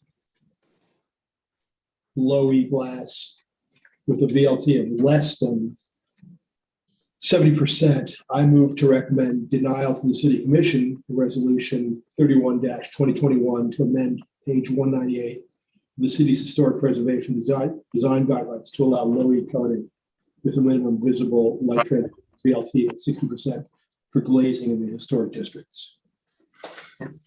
That revised is seconded by Ms. Fox. Then all in favor, aye. Aye. Aye. Opposed, nay. Motion carries unanimously. Aye. Okay. Motion carries unanimously. All righty. We've gotten through the hard part. Are there any planning issues? Mr. Chairman, not at this time. The city meeting. We will have a heavy agenda next week. All right. Some more complicated projects. If we're still here, they may just dismiss us after. Yeah. They may get us Yeah, over that's here. right. Here. I will bring up the two items. You'll be hearing two ordinances as well. One of them is an item revising the appeals process. What? It would revise the appeal process of HRPB and planning and zoning board decisions to go directly to circuit court. There were concerns expressed by city commissioners that that this was a very the due process and the legal and technical requirements of appeals might be better handled through a court process. This is kind of a standard trend, and we'll go through that within local governments, that decisions of lower boards are handled by a court or by a appointed special magistrate. In fact, most of the cities of any size have already gone to direct court appeals. It's quite a lot of activity to process an appeal of a decision for a development approval from you all. The exception would be exceptions to designation. There is a small tweak in your ordinance, which basically says if you deny somebody a designation, that a decision is final, except as appeal to the city commission. So that power would be retained, or that authority would be retained by the city commission. Designation, explain that, please. A historic designation, if you were to deny a historic designation, approval of historic designation, that final authority already lies with the city commission as the final approving body. You all are the recommending body, but if you all recommend denial of, it's an odd tweak. If you all recommend denial of a designation, then that denial of designation would rest with you in the final decision, with the city commission being the appellate body. And that would remain intact under this change. Okay. The reason for that is that the designation is a more of a legislative in character action. So it's not appropriate for the court to be making that determination. Okay, and then I was under the impression that when we act as a quasi judicial board, that was the only option was judicial. So this takes to any decision we make cannot be appealed any other way but through the courts. So you make a lot of decisions that are recommendations. Those go get approved by the city commission. The ones that, because you're in a quasi judicial proceeding where you have the final review authority, those would then be appealed to the city commission. And that's To the court. I'm sorry, to the court. Okay. I'm sorry, to the court, Oh, yeah, to the court, and set in lieu of the city commission. Now, So if our people with the 6-foot fence want to appeal under this new regulation, they would go directly to They a. already have to go to court to appeal. Variances, yes, because variances have a very strict legal standard. Variances in most municipalities, regardless of other appellate processes, typically go straight to circuit court. So their next point of relief would be circuit court. So that is, and like I said, that's become the standard because sometimes appellate appeals can become more political than legal. And so a lot of legislative bodies have felt that maybe courts or a designated magistrate might be more appropriate to. We'll get into this. This is like, I'm basically giving my presentation next week. Sounds like Now we're primed for it, so. No. So you'll have the full backup that you'll see, and we'll go through it. And there's lots of reasons why to do this. And it is a trend because of the difficult nature of appeals and attorneys and, the way that they're very difficult to manage for legislators. It's a legal judicial process and that's pretty hard for that. It's hard to do it here. It's even harder to make it happen with the city commission that's As an only doing appeal. it once in a while. Yeah, and on appeal, yeah, because an appeal is, you can't consider any new evidence.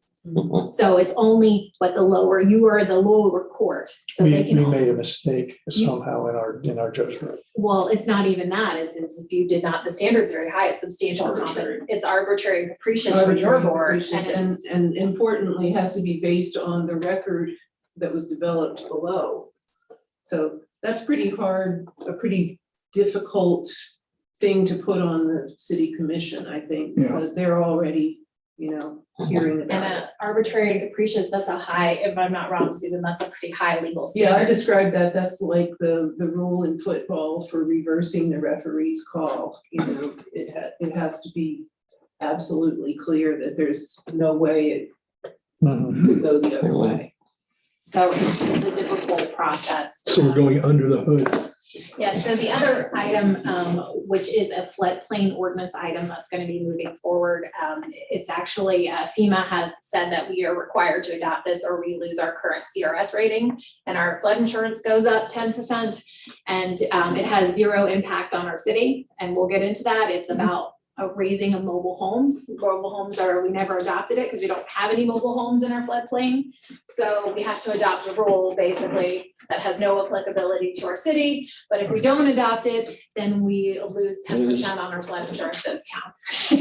What about that mobile home development that's going in over on the intercoastal? Okay, is that it? Is that it So, for that's department reports and public comments? Any other quick board member comments? What's going on with the birthday cake house? Are they not coming back to us? They have withdrawn their application. I heard they pulled out. There's a situation because again, I hate to say that's my neighborhood. And they continue to have loud voices. Your neighborhood has a lot of malcontents. We do, we really do. And I'm not one of them. I'm very They happy. continue to have parties. They continue to have very loud and very late parties and the cops are called constantly. And, but the thing is that I actually inquired, some of you might, I said, "Hey, what if this board adopts something?" Because the city, in order to stop them from advertising, and cease and desist order to stop advertising the venue, they are not licensed. They're not anything there. The city should be sending them a cease and desist order. If this group recommended to the city to send a cease and desist order and the city sends a cease and desist order, any further nuisance abatement is going to be bolstered by that because a cease and desist order that is properly presented to them and now they go in front of a magistrate or a judge or whatever when the time comes, is going to hold a lot more weight because the historic preservation board that is the board in that area and the city commission sent the cease and desist, and you continued to advertise for parties. How do we do that? Well, that's. We can have Susan and Christie go back and take a look at that and through Maybe, chapter 162. maybe by consensus, we could say this board would recommend that the city send a cease and desist. And again, it's not going to do anything. They can take that and clean the windows with it. However, later on, when the city takes them for nuisance abatement or anything else that they're going to have to do eventually, that'll also mean that they were aware of this. This is not something to say, oh, nobody's complained. And if you heard the presentation you given to them, they sounded like, like they were having patty cake parties there. Yeah. And it's not really happening. So, I mean, that was a thought, but I was hoping that at some point, but I don't know if that has to be on the agenda. I'm sure probably, I don't know about a consensus, but. Well, why don't we, just as a board member comment, why don't we just take that back and we can have Susan do a little research on that and at 162 and see, which is our code, which are the statutes regarding code enforcement and take a little gander to see where that would fit in the process. I can tell you code enforcement is very restricted I mean, it's a process. You have to send them a notice and you have to wait, and then you have to send them another notice. And then if you don't take notice of that notice, well, we're gonna send you another notice. And then by the time they get up to magistrate, and then it's a matter of, okay, you had to have witnessed this, or, you know, who in code enforcement's out there at 2:00 in the morning, listening to drunken karaoke. So So the, enforcement of the noise ordinance is the responsibility of the sheriff's office, and we are discussing with them this particular house. And so I know that the manager and William are in discussions with them about this particular property. but code enforcement cannot force them to stop advertising. That is something that the They city. have a business license to run Although- something like that. Although the noise ordinance falls under the sheriff's office, if they are cited, are they still subject to fines and liens and fines by code enforcement, or is it a separate thing by the sheriff's office? We can declare them, there's different ways to go about it. Susan, I don't have it all, I don't do this on a regular basis, so you're kind of. Well, maybe it should I was be, not prepared for this meeting. Code It would Code be enforcement. better if you would give us an opportunity, give me an opportunity to take a specific look at that, about how that would work with respect to this board. See, I don't know what authority, the code enforcement board is very limited. Okay, they can enforce a fine per day. It's about the only thing they can do until they reach compliance. Mhm. Okay, now I don't know that they can tell them to stop advertising. And then what would the city have to go and investigate to see whether they're still advertising as a venue? Or if they're told to cease and desist advertising as a venue because they do not have a proper license, or until they get a proper license and they continue to advertise, they don't take it down. I think that just gives the city some teeth More ammunition. when they go to do this, as opposed to code enforcement saying, well, you know, how do you know they haven't ceased and desisted their parties or their whatever? No, they've not ceased and desisted with their advertising. They're still advertising for venues So we on can this site. cite for not having a business license, and I'm pretty sure if they haven't already been cited, they're about to be cited for that, because you all recommended that we were holding off on that particular issue until the case had been decided. So, and there are some other issues on the property that we were working through. There was some work without permits that we're working through with them, and some other things to bring into compliance, so. Is that Chicky Hut in the setback? It is not, so they look, No, for some, it looked really close to the wall. Now, on this same issue of what to do when people don't comply, our friends with a 6-foot fence, what happens if they just do nothing? so they will, they've been given a notice of violation. They will basically, it will proceed through the code enforcement process. They are a homesteaded property, so there are, if they don't choose to pay the fine, or there are other things, they do have protections under Florida law, but their liens will continue to accumulate until they remedy the issue. So the liens will be in court, by the registry of deeds or something? They'll be assigned by a special magistrate, or a special magistrate. Right, They'll and be they'll assessed. be, the fines will be assessed, and then if they're not paid by the time that they're supposed to be paid, then they become liens that are recorded. Oh, okay. I don't appreciate people beating up on you guys, because I really don't. I mean, Yeah. if anybody's gonna beat up on you, it should be this board right here. I think you all do a fine job of that. I mean, it's just- All right, It's your not motion public to job. adjourn? Thank you. We could adjourn. second. Okay, let's adjourn and have these discussions. Meeting is adjourned.